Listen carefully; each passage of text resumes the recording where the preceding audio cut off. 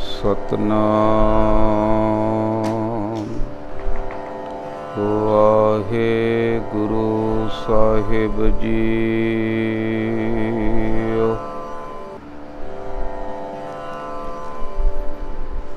ਇੱਕ ਓੰਕਾਰ ਸਤਨਾਮ ਕਰਤਾ ਪੁਰਖ ਨਿਰਭਉ ਨਿਰਵੈਰ ਅਕਾਲ ਮੂਰਤ ਅਜੂਨੀ ਸੈਭੰ ਗੁਰ ਪ੍ਰਸਾਦ। ਸੋਰਠ ਮਹੱਲਾ ਪੰਜਵਾ। ਘਰ ਦੂਜਾ। ਅਸ਼ਟਪਦੀਆਂ। ਇੱਕ ਓੰਕਾਰ ਸਤਿਗੁਰ ਪ੍ਰਸਾਦ। ਪਾਠ ਪੜਿਓ ਅਰ ਵੇਦ ਵਿਚਾਰਿਓ, ਨਿਬਲ ਭਯੰਗਮ ਸਾਧੇ। ਪੰਚ ਜਨਾ ਸਿਉ ਸੰਗ ਨ ਛੁਟਕਿਓ, ਅਦਕ ਆਹਾਂ ਬੁੱਧ ਬਾਧੇ। ਪਾਠ ਪੜਿਓ ਅਰ ਵੇਦ ਵਿਚਾਰਿਓ, ਨਿਬਲ ਭਯੰਗਮ ਸਾਧੇ। ਪੰਚ ਜਨਾ ਸਿਉ ਸੰਗ ਨ ਛੁਟਕਿਓ, ਅਦਕ ਆਹਾਂ ਬੁੱਧ ਬਾਧੇ। ਪਿਆਰੇ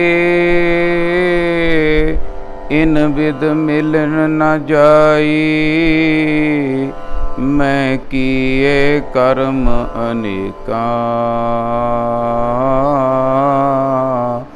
ਹਾਰ ਪਰਿਓ ਸੁਆਮੀ ਕੈ ਦੁਆਰੈ, ਦੀਜੈ ਬੁੱਧ ਵਿਵੇਕਾ ਰਹਾਉ। ਪਰਮ ਸਤਿਕਾਰਯੋਗ ਗੁਰੂ ਰੂਪ ਗੁਰੂ ਪਿਆਰੀ ਸਾਧ ਸੰਗਤ ਜੀਓ, ਪਹਿਲਾਂ ਆਪਾਂ ਬੱਚਿਆਂ ਪਾਸੋਂ ਸ਼ਬਦ ਕੀਰਤਨ ਸਰਵਣ ਕੀਤਾ ਹੈ। ਹੁਣ ਸਮਾਂ ਹੈ ਸ਼ਬਦ ਦੀ ਵਿਚਾਰ ਕਰਨ ਦਾ। ਮਨ ਬਿਰਤੀਆਂ ਬਿਲਕੁਲ ਇਕਾਗਰ ਕਰਕੇ ਗੁਰਬਾਣੀ ਦੀ ਵਿਚਾਰ ਨੂੰ ਸਰਵਣ ਕਰਨਾ, ਕਿਉਂਕਿ ਸਾਡਾ ਸਿੱਖੀ ਦਾ ਸਿਧਾਂਤ ਹੈ ਜੋ ਉਹ ਹੈ ਸ਼ਬਦ ਗੁਰੂ ਸੁਰਤ ਧੁਨ ਚੇਲਾ। ਜਿਵੇਂ ਹਾਈਡਰੋਜਨ ਅਤੇ ਆਕਸੀਜਨ ਦੋਨੋਂ ਗੈਸਾਂ ਦਿਸਦੀਆਂ ਨਹੀਂ, ਪਰ ਜਦੋਂ ਦੋਨਾਂ ਦਾ ਆਪਸ ਵਿੱਚ ਮਿਲਾਪ ਹੋ ਜਾਂਦਾ ਤਾਂ ਪਾਣੀ ਬਣ ਜਾਂਦਾ। ਇਸੇ ਤਰ੍ਹਾਂ ਸ਼ਬਦ ਤੇ ਸੁਰਤ ਦਾ ਜਦ ਮਿਲਾਪ ਹੋ ਜਾਂਦਾ ਤਾਂ ਅੰਮ੍ਰਿਤ ਜਲ ਬਣਦਾ। ਉਹ ਜਲ ਮਨੁੱਖ ਦੇ ਤਪਦੇ ਸੀਨੇ 'ਤੇ ਪੈਂਦਾ ਅਤੇ ਫਿਰ ਇੱਕ ਕਾਰਜ ਹੁੰਦਾ ਜਿਹੜਾ ਗੁਰਬਾਣੀ ਦੇ ਵਿੱਚ ਸਮਝਾਇਆ ਗਿਆ। ਤਪਤ ਕੜਾਹਾ ਬੁਝ ਗਿਆ, ਗੁਰ ਸੀਤਲ ਨਾਮ ਦੀ। ਨਾਮ ਦੀ ਪ੍ਰਾਪਤੀ ਹੁੰਦੀ ਹੈ। ਮਨੁੱਖ ਦਾ ਅਧਿਆਤਮਕ ਦਾ ਸਿਖਰ ਹੈ ਨਾਮ, ਅਤੇ ਨਾਮ ਮਿਲਦਾ ਭਾਈ ਆਪਣੇ ਆਪਣੇ ਸਤਿਗੁਰੂ ਦੇ ਕੋਲੋਂ। ਸਤਿਗੁਰੂ ਤੋਂ ਬਿਨਾਂ ਨਾਮ ਦੀ ਪ੍ਰਾਪਤੀ ਨਹੀਂ ਹੋ ਸਕਦੀ। ਆਪਣੀਆਂ ਬੰਦਾ ਟੱਕਰਾਂ ਮਾਰੇ ਤਾਂ ਖੜੀ ਗੱਡੀ ਨੂੰ ਰੇਸਾਂ ਦੇਣ ਵਾਲਾ ਕੰਮ ਹੋ ਜਾਂਦਾ। ਜਿਵੇਂ ਟਾਇਰ ਥੱਲੇ ਲੱਗੇ ਨਾ ਹੋਣ ਅਤੇ ਉੱਤੋਂ ਰੇਸਾਂ ਬੰਦਾ ਦੇਈ ਜਾਵੇ। ਅਣਜਾਣ ਪੁਣੇ 'ਚ ਬਚਪਨ ਦੇ ਵਿੱਚ ਤਾਂ ਸਵਾਦ ਜਿਹਾ ਆ ਜਾਂਦਾ, ਪਰ ਵੱਡੇ ਹੋ ਕੇ ਪਤਾ ਲੱਗਦਾ ਵੀ ਜਿੰਨਾ ਚਿਰ ਸਫ਼ਰ ਹੀ ਨਹੀਂ ਹੋਇਆ, ਜਿੰਨਾ ਚਿਰ ਅਗਾਂਹ ਨਹੀਂ ਤੁਰੇ, ਉੱਥੇ ਹੀ ਖੜ੍ਹੇ ਹਾਂ, ਉਨਾ ਚਿਰ ਕਾਹਦੀ ਗੱਡੀ ਚੱਲੀ, ਭਾਵ ਨਹੀਂ ਚੱਲੀ। ਜਿੰਨਾ ਚਿਰ ਅਸੀਂ ਸਤਿਗੁਰੂ ਦੇ ਨਾਲ ਨਹੀਂ ਜੁੜਦੇ ਗੁਰਮੁਖ ਪਿਆਰਿਓ, ਉਨਾ ਚਿਰ ਸਾਡੀ ਗੱਡੀ ਦੇ ਅੰਦਰਲੀ ਗੱਡੀ ਦੇ ਟਾਇਰ ਨਹੀਂ ਲੱਗਦੇ ਥੱਲੇ। ਕਿਉਂ ਨਹੀਂ ਲੱਗਦੇ ਜੀ? ਕਿਉਂਕਿ ਹਉਮੈ ਦੀ ਹਵਾ ਹੁੰਦੀ ਹੈ। ਹਉਮੈ ਦਾ ਕਰਕੇ ਟਾਇਰ ਉੱਚੇ ਰਹਿੰਦੇ ਆ। ਆਪਣੇ ਆਪ 'ਤੇ ਮਾਣ ਹੁੰਦਾ ਵੀ ਮੈਂ ਕੁਝ ਹਾਂ। ਅਤੇ ਜਦੋਂ ਸ਼ਬਦ ਨਾਲ ਮਨੁੱਖ ਜੁੜਦਾ ਨਾ, ਉਦੋਂ ਇਹ ਹੋ ਜਾਂਦਾ ਵੀ ਮੈਂ ਕੁਝ ਵੀ ਨਹੀਂ ਹਾਂ। ਮੇਰਾ ਮੁਝ ਮੇਂ ਕਿਛ ਨਹੀਂ, ਜੋ ਕਿਛ ਹੈ ਸੋ ਤੇਰਾ। ਤੇਰਾ ਤੁਝ ਕੋ ਸੌਂਪ ਤੇ ਕਿਆ ਲਾਗੈ ਮੇਰਾ। ਕੀ ਪਤਾ 2 ਘੰਟਿਆਂ ਨੂੰ ਕੀ ਹੋ ਜਾਣਾ। 2 ਘੰਟੇ ਤਾਂ ਜ਼ਿਆਦਾ ਕਹਤੇ ਗੁਰਮੁਖ ਪਿਆਰਿਓ। ਹਮ ਆਦਮੀ ਹਾਂ ਇੱਕਦਮੀ, ਬਸ ਮਾੜੀ ਜੀ ਦਿਮਾਗ ਦੀ ਚੂੜੀ ਢਿੱਲੀ ਹੋਈ ਨਹੀਂ ਤੇ ਚੰਗਾ ਭਲਾ ਬੰਦਾ ਕੰਧਾਂ 'ਚ ਟੱਕਰਾਂ ਮਾਰਦਾ ਫਿਰਦਾ। ਉਹ ਪਰਮਾਤਮਾ ਅਕਾਲ ਪੁਰਖ ਵਾਹਿਗੁਰੂ ਨੇ ਇੰਨੀ ਸੁੰਦਰ ਦੇਹੀ ਬਖਸ਼ਿਸ਼ ਕੀਤੀ ਆ ਨਾ ਦੇਹੀ ਦੀ, ਤੇ ਪਰਮਾਤਮਾ ਵਾਹਿਗੁਰੂ ਦੇ ਗੁਣ ਗਾਉਂਦਾ ਮਨੁੱਖ ਨੂੰ ਥੱਕਣਾ ਨਹੀਂ ਚਾਹੀਦਾ। ਹਰ ਸਮੇਂ ਜਦ ਵੀ ਉਹਨੂੰ ਮੌਕਾ ਮਿਲਦਾ, ਇਹ ਕਿਸੇ ਤੋਂ ਕੁਛ ਲੈਣ ਵਾਲੀ ਗੱਲ ਨਹੀਂ ਹੈ ਵੀ ਬੜਾ ਤਿਆਰ ਹੋ ਕੇ ਬੈਠਾਂਗੇ ਜਾਂ ਕੀ ਕਰਾਂਗੇ, ਨਾ। ਹਰ ਸਮੇਂ ਉਹ ਪਰਮਾਤਮਾ ਅਕਾਲ ਪੁਰਖ ਵਾਹਿਗੁਰੂ ਨੂੰ ਯਾਦ ਰੱਖੋ। ਜਦ ਹੱਥ ਨਾਲ ਕੋਈ ਵੀ ਕੰਮ ਕਰਦੇ ਆ, ਬਸ ਐਂ ਯਾਦ ਕਰ ਲਈਏ ਬਈ ਹਜ਼ਾਰਾਂ ਚਾਬੀਆਂ ਦੇ ਨੰਬਰ ਇੱਕ ਹੱਥ ਦੇ ਵਿੱਚ ਪਰਮਾਤਮਾ ਨੇ ਦੇ ਦਿੱਤੇ।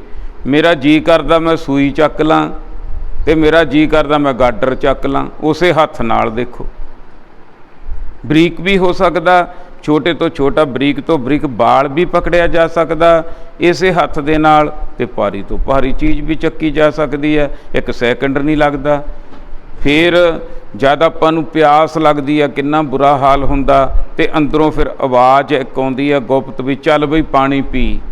ਫਿਰ ਪਾਣੀ ਪੀਂਦੇ ਆ, ਧਰਵਾਸ ਆਉਂਦਾ। ਉਹ ਸਾਰਾ ਕੁਝ ਚਲਾਉਣ ਵਾਲਾ ਸਾਡੇ ਅੰਦਰ ਬੈਠਾ ਕੱਛੂ ਕੁੰਮੇ ਦੀ ਤਰ੍ਹਾਂ। ਬਾਹਰ ਸਾਡਾ ਸਰੀਰ ਆ ਜਿਹੜਾ, ਉਹਦਾ ਖੋਲ ਆ ਭਾਈ, ਅੰਦਰ ਬੈਠਾ ਜਿਹੜਾ ਉਹ ਚਲਾਉਂਦਾ। ਉਹਨੂੰ ਕੀ ਕਿਹਾ ਗੁਰਬਾਣੀ ਦੇ ਵਿੱਚ? ਉਹਨੂੰ ਕਿਹਾ ਮਨ। ਮਨ ਦੇ ਉੱਪਰ ਹੀ ਸਾਰੀ ਗੁਰਬਾਣੀ ਆ। ਮਨ ਨੂੰ ਹੀ ਸਮਝਾਉਣਾ। ਮਨ ਹਰ ਇੱਕ ਬੰਦੇ ਦਾ, ਬੀਬੀ ਦਾ, ਭੈਣ ਦਾ, ਜਾਂ ਕੋਈ ਵੀ ਹੋਵੇ, ਪਹਿਲਾਂ ਤਾਂ ਸਾਨੂੰ ਇਹ ਸਮਝਾਇਆ ਵੀ ਏਕਾ ਪੁਰਖ ਸਬਾਈ ਨਾਰ, ਅਸੀਂ ਸਾਰੀਆਂ ਜੀਵ ਇਸਤਰੀਆਂ, ਇਸ ਕਰਕੇ ਬਰਾਬਰ ਐਵੇਂ ਹਉਮੈ ਜੀ ਦੇ ਵਿੱਚ ਨਾ ਭਾਈ ਰਹੀ। ਐਨ ਬਿਲਕੁਲ ਦੱਬ ਬਣ ਜੀ, ਵਿਛ ਜੀ ਗੁਰੂ ਦੇ ਅੱਗੇ, ਜੇ ਕੁਝ ਪ੍ਰਾਪਤ ਕਰਨਾ ਤਾਂ।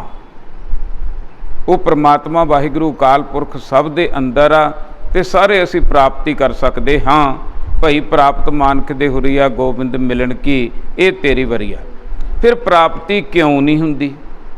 ਹੁਣ ਇਹ ਗੱਲ ਵਿੱਚ ਆ ਗਈ ਵੀ ਕਿਤੇ ਸਾਡੇ ਭਜਨ ਬੰਦਗੀ ਜੋ ਅਸੀਂ ਕਰਦੇ ਹਾਂ ਕਾਰਜ, ਉਹਦੇ ਵਿੱਚ ਕਿਤੇ ਨੁਕਸ ਤਾਂ ਨਹੀਂ, ਜਾਂ ਆਪਾਂ ਐਂ ਕਹਿ ਲਈਏ ਵੀ ਮੇਰਾ ਵੈਦ ਗੁਰੂ ਗੋਬਿੰਦਾ ਹਰ ਹਰ ਨਾਮ ਔਖਦ ਮੁਖ ਦੇਵੈ, ਕੱਟ ਹੈ ਜਮ ਕੀ ਫੰਦਾ।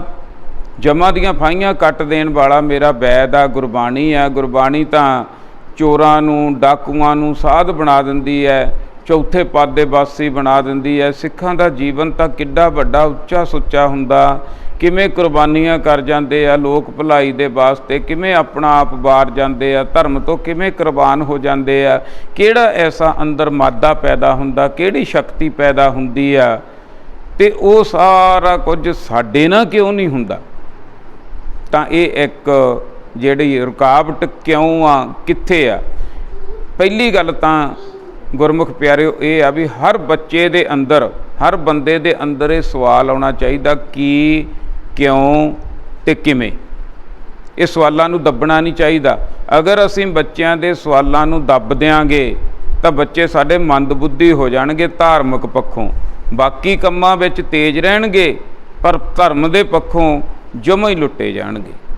ਤੇ ਜੇ ਬੱਚਿਆਂ ਦੇ ਸਵਾਲ ਸਹੀ ਮਿਲ ਗਏ, ਕਿਉਂਕਿ ਅੰਦਰ ਸਵਾਲ ਪੈਦਾ ਜ਼ਰੂਰ ਹੁੰਦਾ ਵੀ ਹੁਣ ਇਹ ਸਵਾਲ ਪੈਦਾ ਹੋ ਗਿਆ ਵੀ ਦੇ ਨਾਲ ਜੁੜ ਕੇ ਤਾਂ ਕਿੱਡੇ ਕਿੱਡੇ ਸੰਤ ਮਹਾਤਮਾ ਬ੍ਰਹਮ ਗਿਆਨੀ ਬਣ ਜਾਂਦੇ ਆ, ਕਿੱਡੇ ਕਿੱਡੇ ਚੰਗੇ ਇਨਸਾਨ ਬਣ ਜਾਂਦੇ ਆ, ਕਿੱਡੀਆਂ ਕਿੱਡੀਆਂ ਕੁਰਬਾਨੀਆਂ ਦੇ ਕਰ ਜਾਂਦੇ ਆ, ਕਿਵੇਂ ਕਿੱਡੀਆਂ ਕਿੱਡੀਆਂ ਚੌਧਰਾਂ ਨੂੰ ਠੋਕਰਾਂ ਮਾਰ ਦਿੰਦੇ ਆ। ਬੱਚਿਆਂ ਦਾ, ਸਾਹਿਬਜ਼ਾਦਿਆਂ ਦਾ ਜੀਵਨ ਦੇਖੀਏ, ਜਿਹੜੇ ਸਾਡੇ ਰੋਲ ਮਾਡਲ ਆ ਸਿੱਖਾਂ ਦੇ, ਜਿਹੜੇ ਜਿਨ੍ਹਾਂ ਨੇ ਐਡੇ ਐਡੇ ਡੋਲਿਆਂ ਨੂੰ ਲੱਤ ਮਾਰ ਦਿੱਤੀ, ਕਿਹੜੀ ਤਾਕਤ ਸੀ? ਉਹ ਸਾਡੇ ਨਾਲ ਕਿਉਂ ਨਹੀਂ ਹੁੰਦਾ?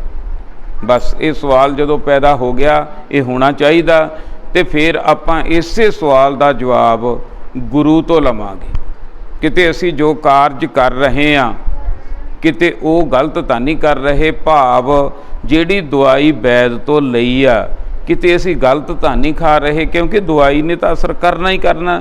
ਜੇ ਸਹੀ ਢੰਗ ਨਾਲ ਖਾਧੀ ਜਾਵੇ ਤੇ ਮੇਰੇ ਵੈਦ ਦੀ ਦਵਾਈ ਤਾਂ ਐਸੀ ਹੈ, ਤਾਂ ਦੁੱਖ ਤੋੜ ਦਿੰਦੀ ਹੈ, ਇਹ ਤਾਂ ਸਾਰਾ ਕੁਝ ਕੱਟ ਦਿੰਦੀ ਹੈ, ਸਾਰੇ ਦੁੱਖ ਰੋਗ।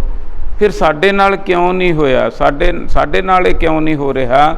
ਤੇ ਆਪਾਂ ਗੁਰੂ ਸਾਹਿਬ ਜੀ ਤੋਂ, ਧੰਨ ਸ੍ਰੀ ਗੁਰੂ ਗ੍ਰੰਥ ਸਾਹਿਬ ਜੀ ਸੱਚੇ ਪਾਤਸ਼ਾਹ ਜੀ ਤੋਂ ਹੀ ਇਹ ਸਮਝਾਂਗੇ। ਇਹੋ ਜਿਹੀਆਂ ਬਹੁਤ ਗੱਲਾਂ ਜਿਹੜੀਆਂ ਸ਼ਬਦ ਦੀ ਵਿਚਾਰ ਦੇ ਨਾਲ ਸਮਝ ਆਉਂਦੀਆਂ। ਅੱਜ ਆਪਾਂ ਜਿਹੜੇ ਸ਼ਬਦ ਦੀ ਵਿਚਾਰ ਕਰ ਰਹੇ ਹਾਂ ਉਹ ਧੰਨ ਸ੍ਰੀ ਗੁਰੂ ਗ੍ਰੰਥ ਸਾਹਿਬ ਜੀ ਦੇ 641 ਅੰਗ ਉੱਪਰ ਸੁਭਾਈਮਾਨ ਹੈ। ਸੋਰਠ ਮਹੱਲਾ ਪੰਜਵਾਂ। ਸੋਰਠ ਰਾਗ ਦੇ ਵਿੱਚ ਪੰਜਵੇਂ ਪਾਤਸ਼ਾਹ ਧੰਨ ਧੰਨ ਸ੍ਰੀ ਗੁਰੂ ਅਰਜਨ ਦੇਵ ਸੱਚੇ ਪਾਤਸ਼ਾਹ ਜੀ ਸ਼ਾਂਤੀ ਦੇ ਪੁੰਜ, ਬਾਣੀ ਦੇ ਬੋਹਤ, ਸ਼ਹੀਦਾਂ ਦੇ ਸਰਤਾਜ, ਉਹਨਾਂ ਦੇ ਮੁਬਾਰਕ ਮੁਖ ਵਿੱਚੋਂ ਫਰਮਾਨ ਕੀਤਾ ਹੋਇਆ। ਘਰ ਦੂਜਾ ਕੀਰਤਨ ਕਰਨ ਦੀ ਤਕੀਦ ਦੂਜੇ ਘਰ ਵਿੱਚ ਕਰ ਰਹੇ ਹਨ। ਅਸ਼ਟਪਦੀਆਂ 8 ਪਦਿਆਂ ਵਾਲਾ ਸ਼ਬਦ ਹੈ। ਇੱਕ ਓੰਕਾਰ ਸਤਿਗੁਰ ਪ੍ਰਸਾਦ।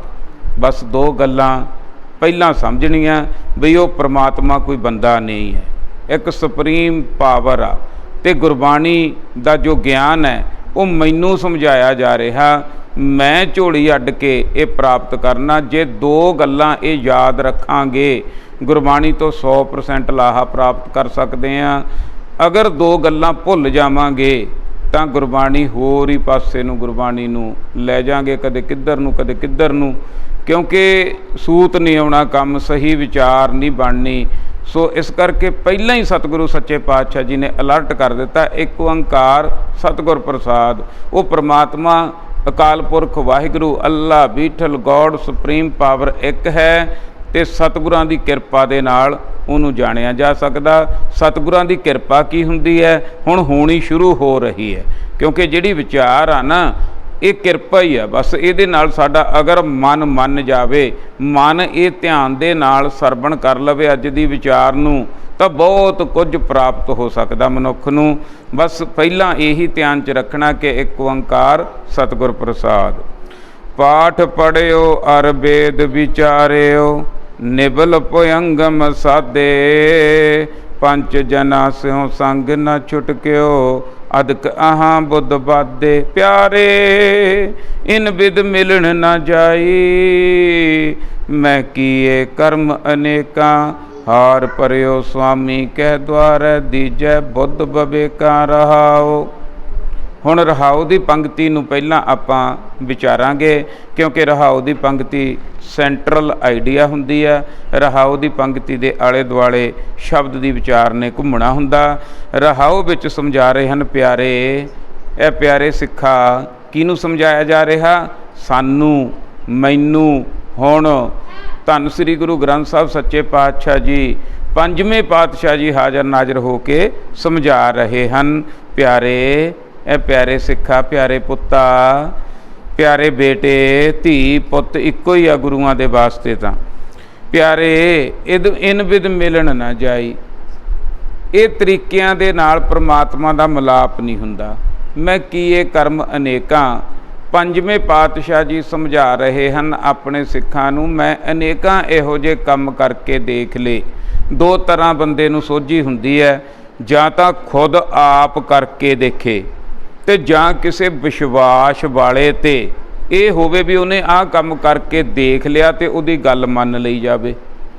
ਹੁਣ ਜਾਂ ਤਾਂ ਸਿੱਖ ਆਪ ਇਹ ਕਰਮ ਕਾਂਡ ਕਰਕੇ ਦੇਖ ਲਵੇ ਅਤੇ ਜਾਂ ਫਿਰ ਗੁਰੂ ਦੀ ਗੱਲ ਨੂੰ ਮੰਨ ਲਵੇ। ਗੁਰੂ ਪਾਤਸ਼ਾਹ ਪੰਜਵੇਂ ਪਾਤਸ਼ਾਹ ਜੀ ਸਮਝਾ ਰਹੇ ਹਨ ਕਿ ਮੈਂ ਤਾਂ ਭਾਈ ਬਹੁਤ ਇਹੋ ਜਿਹੇ ਕਰਮ ਕਾਂਡ ਕਰਕੇ ਦੇਖ ਲਏ, ਕਿਉਂਕਿ ਜਿਹੜਾ ਅਸਲ ਨੁਕਸਾ ਨਾ ਉਹ ਹੈਗਾ ਮਨ ਦੇ ਵਿੱਚ। ਬਰਮੀ ਮਾਰੀ ਸਾਪ ਨਾ ਮਰੈ। ਜੇ ਬਾਹਰਲੇ ਕੰਮ ਕਰਦੇ ਰਹਾਂਗੇ ਅੰਦਰੋਂਲਾ ਸੱਪ ਨਹੀਂ ਮਰਨਾ, ਮਨ 'ਤੇ ਅਸਰ ਨਹੀਂ ਹੋਣਾ। ਮਨ ਮੈਲਾ ਤਾਂ ਸਭ ਕੁਛ ਮੈਲੇ, ਤਨ ਧੋਤੇ ਮਨ ਹੱਛਾ ਨਾ ਹੋਏ। ਗੱਲ ਆ ਮਨ ਦੀ। ਬਸ ਮਨ 'ਤੇ ਅਸਰ ਕਿਹਨੇ ਕਰਨਾ? ਮਨ 'ਤੇ ਅਸਰ ਕਰਨਾ ਗਿਆਨ ਨੇ, ਸ਼ਬਦ ਨੇ। ਸ਼ਬਦ ਦੀ ਚੋਟ ਲੱਗਦੀ ਆ। ਕਦੇ ਕਦੇ ਆਪਾਂ ਨੂੰ ਚੋਟ ਕਈ ਵਾਰੀ ਇਸ ਤਰ੍ਹਾਂ ਦੀ ਬੱਚੇ ਨੂੰ ਅਗਲਾ ਕਹਿੰਦਾ ਜਾ ਯਾਰ ਤੂੰ ਨਹੀਂ ਆਹ ਕੰਮ ਸਿੱਖ ਸਕਦਾ, ਬਸ ਉਹ ਚੋਟ ਲੱਗ ਜਾਂਦੀ ਹੈ। ਫਿਰ ਬੱਚਾ ਕਹਿੰਦਾ ਮੈਂ ਹੁਣ ਇਹ ਕਰਕੇ ਦਿਖਾਊਂ, ਮੈਂ ਇਹ ਸਿੱਖ ਕੇ ਦਿਖਾਊਂ।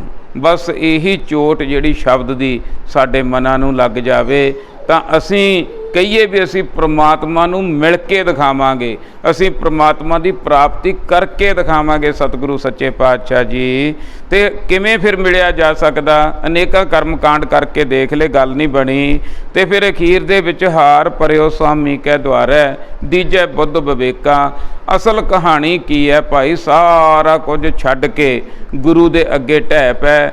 ਅਬ ਹਮ ਚੱਲੀ ਠਾਕਰ ਪੈ ਹਾਰ, ਜਬ ਹਮ ਸ਼ਰਨ ਪ੍ਰਭੂ ਕੀ ਆਈ, ਰਾਖ ਪ੍ਰਭੂ ਭਾਵੇਂ ਮਾਰ। ਹਾਰ ਭਰਿਓ, ਹਾਰ ਕੇ ਆ ਕੇ ਤੱਕੇ ਖਾ ਕੇ ਸਾਰਾ ਕੁਝ ਕਰਕੇ ਦੇਖ ਕੇ ਡਿੱਗ ਪਿਆ ਸੁਆਮੀ ਕੇ ਦੁਆਰੇ, ਮਾਲਕ ਦੇ ਦੁਆਰੇ ਤੇ ਡਿੱਗ ਪਿਆ। ਕੀ ਕਿਹਾ? ਦੀਜੈ ਬੁੱਧ ਵਿਵੇਕਾ, ਮੈਨੂੰ ਵਿਵੇਕ ਬੁੱਧੀ ਦਿਓ ਜੀ, ਮੈਨੂੰ ਗਿਆਨ ਬਖਸ਼ਿਸ਼ ਕਰੋ, ਮੈਨੂੰ ਸੱਚ ਤੇ ਝੂਠ ਦਾ ਪਤਾ ਲੱਗ ਜਾਵੇ, ਮੈਨੂੰ ਚੰਗੇ ਤੇ ਮਾੜੇ ਦਾ ਪਤਾ ਲੱਗ ਜਾਵੇ, ਮੈਨੂੰ ਗੁਣ ਤੇ ਔਗਣ ਦਾ ਪਤਾ ਲੱਗ ਜਾਵੇ।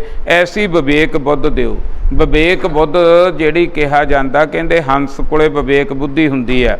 ਅਸੀਂ ਅਰਦਾਸ ਦੇ ਵਿੱਚ ਵੀ ਦਾਨਾਂ ਦੇ ਵਿੱਚ ਵਿਵੇਕ ਦਾਨ ਮੰਗਦੇ ਹਾਂ ਗੁਰਮੁਖ ਪਿਆਰਿਓ। ਜਿਹੜੀ ਹੰਸ ਦੀ ਬਿਰਤੀ ਹੁੰਦੀ ਹੈ ਨਾ, ਕਹਿੰਦੇ ਉਹ ਐਸੀ ਬਿਰਤੀ ਹੁੰਦੀ ਆ, ਜਦ ਉਹ ਪਾਣੀ ਰਲਿਆ ਦੁੱਧ ਪੀਂਦਾ ਤਾਂ ਉਹਦੀਆਂ ਬਰਾਸ਼ਾਂ ਦੇ ਵਿੱਚ, ਉਹਦੀ ਜੀਭ ਦੇ ਵਿੱਚ ਇੰਨੀ ਖਟਾਸ ਹੁੰਦੀ ਆ ਨਾ, ਇੱਕਦਮ ਦੁੱਧ ਫਟ ਜਾਂਦਾ। ਫਟ ਕੇ ਜਿਹੜਾ ਪਾਣੀ ਆ ਉਹ ਬਰਾਸ਼ਾਂ ਵਿੱਚ ਦੀ ਬਾਹਰ ਡੁੱਲ ਜਾਂਦਾ ਤੇ ਜਿਹੜਾ ਦੁੱਧ ਦਾ ਫੁੱਟ ਬਣਿਆ ਹੋਇਆ ਉਹ ਅੰਦਰ ਲੈ ਜਾਂਦਾ। ਇਹਨੂੰ ਵਿਵੇਕ ਬੁੱਧ ਕਿਹਾ ਗੁਰਬਾਣੀ ਦੇ ਵਿੱਚ। ਭਾਵ ਦੁਨੀਆ ਦੇ ਵਿੱਚੋਂ ਝੂਠ ਖਤਮ ਨਹੀਂ ਹੋਣਾ। ਇਹ ਨਹੀਂ ਹੋ ਸਕਦਾ ਕਿ ਅਸੀਂ ਸੱਚ ਹੀ ਸੱਚ ਸੁਣੀਏ, ਨਾ, ਝੂਠ ਵੀ ਸੁਣਨਾ ਪਏਗਾ, ਸੱਚ ਵੀ ਸੁਣਨਾ ਪਏਗਾ। ਪਰ ਜੇ ਗੁਰੂ ਨਾਲ ਜੁੜ ਜਾਵਾਂਗੇ, ਵਿਵੇਕ ਬੁੱਧ ਪ੍ਰਾਪਤ ਹੋ ਜੂ, ਫਿਰ ਕੀ ਹੋਵੇਗਾ? ਸੱਚ ਪੁਣ ਕੇ ਅੰਦਰ ਜਾਵੇਗਾ। ਜਿਵੇਂ ਮੇਰੀ ਇੱਕ ਦੇਸੀ ਉਦਾਹਰਨ ਬਣਾਈ ਹੋਈ ਆ, ਜਿਵੇਂ ਗੁਰਮੁਖ ਪਿਆਰਿਓ ਇੱਕ ਕੰਬਾਈਨ ਚੱਲਦੀ ਆ, ਕੰਬਾਈਨ ਚੱਲਦੀ ਆ ਝੋਨੇ ਨੂੰ ਮਤਲਬ ਕੱਟਦੀ ਆ, ਜਾਂ ਕਣਕ ਨੂੰ ਜਾਂ ਝੋਨੇ ਨੂੰ ਕਹਿ ਲਈਏ।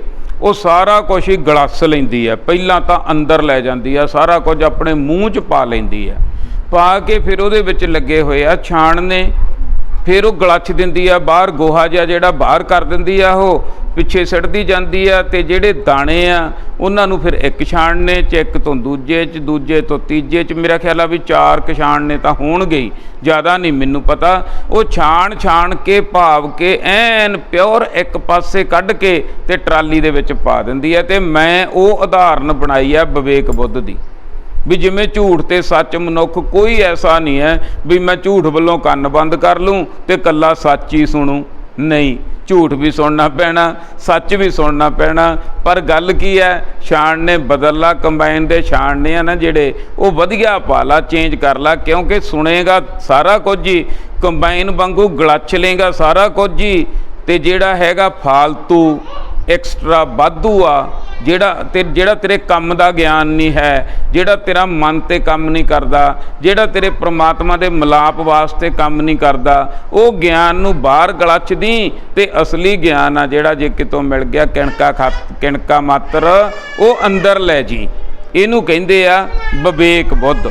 ਹੁਣ ਗੁਰੂ ਦੇ ਨਾਲ ਜੁੜ ਕੇ ਵਿਵੇਕ ਬੁੱਧ ਦੀ ਪ੍ਰਾਪਤੀ ਹੁੰਦੀ ਹੈ। ਤੇ ਹੁਣ ਸਤਿਗੁਰੂ ਸੱਚੇ ਪਾਤਸ਼ਾਹ ਮੁੱਢ ਤੋਂ ਸਮਝਾ ਰਹੇ ਹਨ ਸਿੱਖਾਂ ਨੂੰ, ਕਿਉਂਕਿ ਜਿਹੜੇ ਹੋਰ ਲੋਕ ਸੀਗੇ ਨਾ, ਜਿਵੇਂ ਹਿੰਦੂ ਲੋਕ ਕਹਿ ਲਈਏ ਜਾਂ ਜੋਗੀ ਲੋਕ ਕਹਿ ਲਈਏ, ਇਹ ਬਹੁਤ ਤਰ੍ਹਾਂ ਦੇ ਕਾਰਜ ਕਰਦੇ ਸੀ, ਅੱਜ ਵੀ ਕਰਦੇ ਆ ਗੁਰਮੁਖ ਪਿਆਰਿਓ।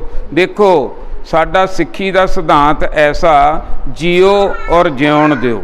ਕੋਈ ਕੁਛ ਵੀ ਕਰਦਾ, ਕਿਸੇ ਨੂੰ ਵੀ ਮੰਨਦਾ, ਉਹਨੂੰ ਮੰਨਣ ਦਿਓ, ਉਹਨੂੰ ਆਜ਼ਾਦੀ ਆ।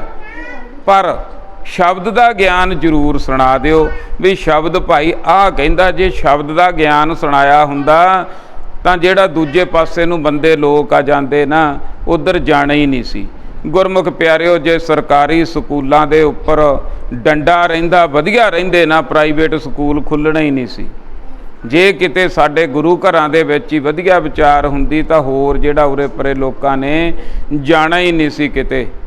ਸੋ ਸਤਿਗੁਰੂ ਸੱਚੇ ਪਾਤਸ਼ਾਹ ਇਹ ਸਮਝਾ ਰਹੇ ਆ ਸਿੱਖਾਂ ਨੂੰ, ਕਿਉਂਕਿ ਹੋਰ ਬਹੁਤ ਸਾਰੇ ਕੁਝ ਕਰਦੇ ਸੀ। ਸਿੱਖਾਂ ਨੂੰ ਕਹਿਣ ਲੱਗ ਗਏ ਲੋਕ ਆ ਕੇ ਕਿ ਪੰਜਵੇਂ ਪਾਤਸ਼ਾਹ ਵੇਲੇ ਦੀ ਗੱਲ ਆ, ਬਈ ਤੁਸੀਂ ਤਾਂ ਆਹ ਨਹੀਂ ਕਰਦੇ, ਤੁਸੀਂ ਤਾਂ ਜਲ ਧਾਰਾ ਨਹੀਂ ਕਰਦੇ, ਤੁਸੀਂ ਤਾਂ ਨਹਾਉਂਦੇ ਨਹੀਂ, ਤੁਸੀਂ ਤਾਂ ਇਹ 1 ਮਹੀਨਾ ਪਾਠ ਨਹੀਂ ਕਰਦੇ, ਆਹ ਨਹੀਂ ਕਰਦੇ, ਜੇ ਨਹੀਂ ਵੋ ਨਹੀਂ। ਕਿਉਂਕਿ ਜਦ ਵੀ ਕਰਮ ਕਾਂਡਾਂ ਦੇ ਵਿੱਚੋਂ ਮਨੁੱਖ ਨਿਕਲੇਗਾ ਤਾਂ ਉਹਨੂੰ ਆਲੇ ਦੁਆਲੇ ਦੀਆਂ ਇਹ ਗੱਲਾਂ ਸੁਣਨੀਆਂ ਹੀ ਪੈਣਗੀਆਂ ਜਦ ਵੀ ਉਹ ਗੁਰਬਾਣੀ ਤੇ ਚੱਲੇਗਾ।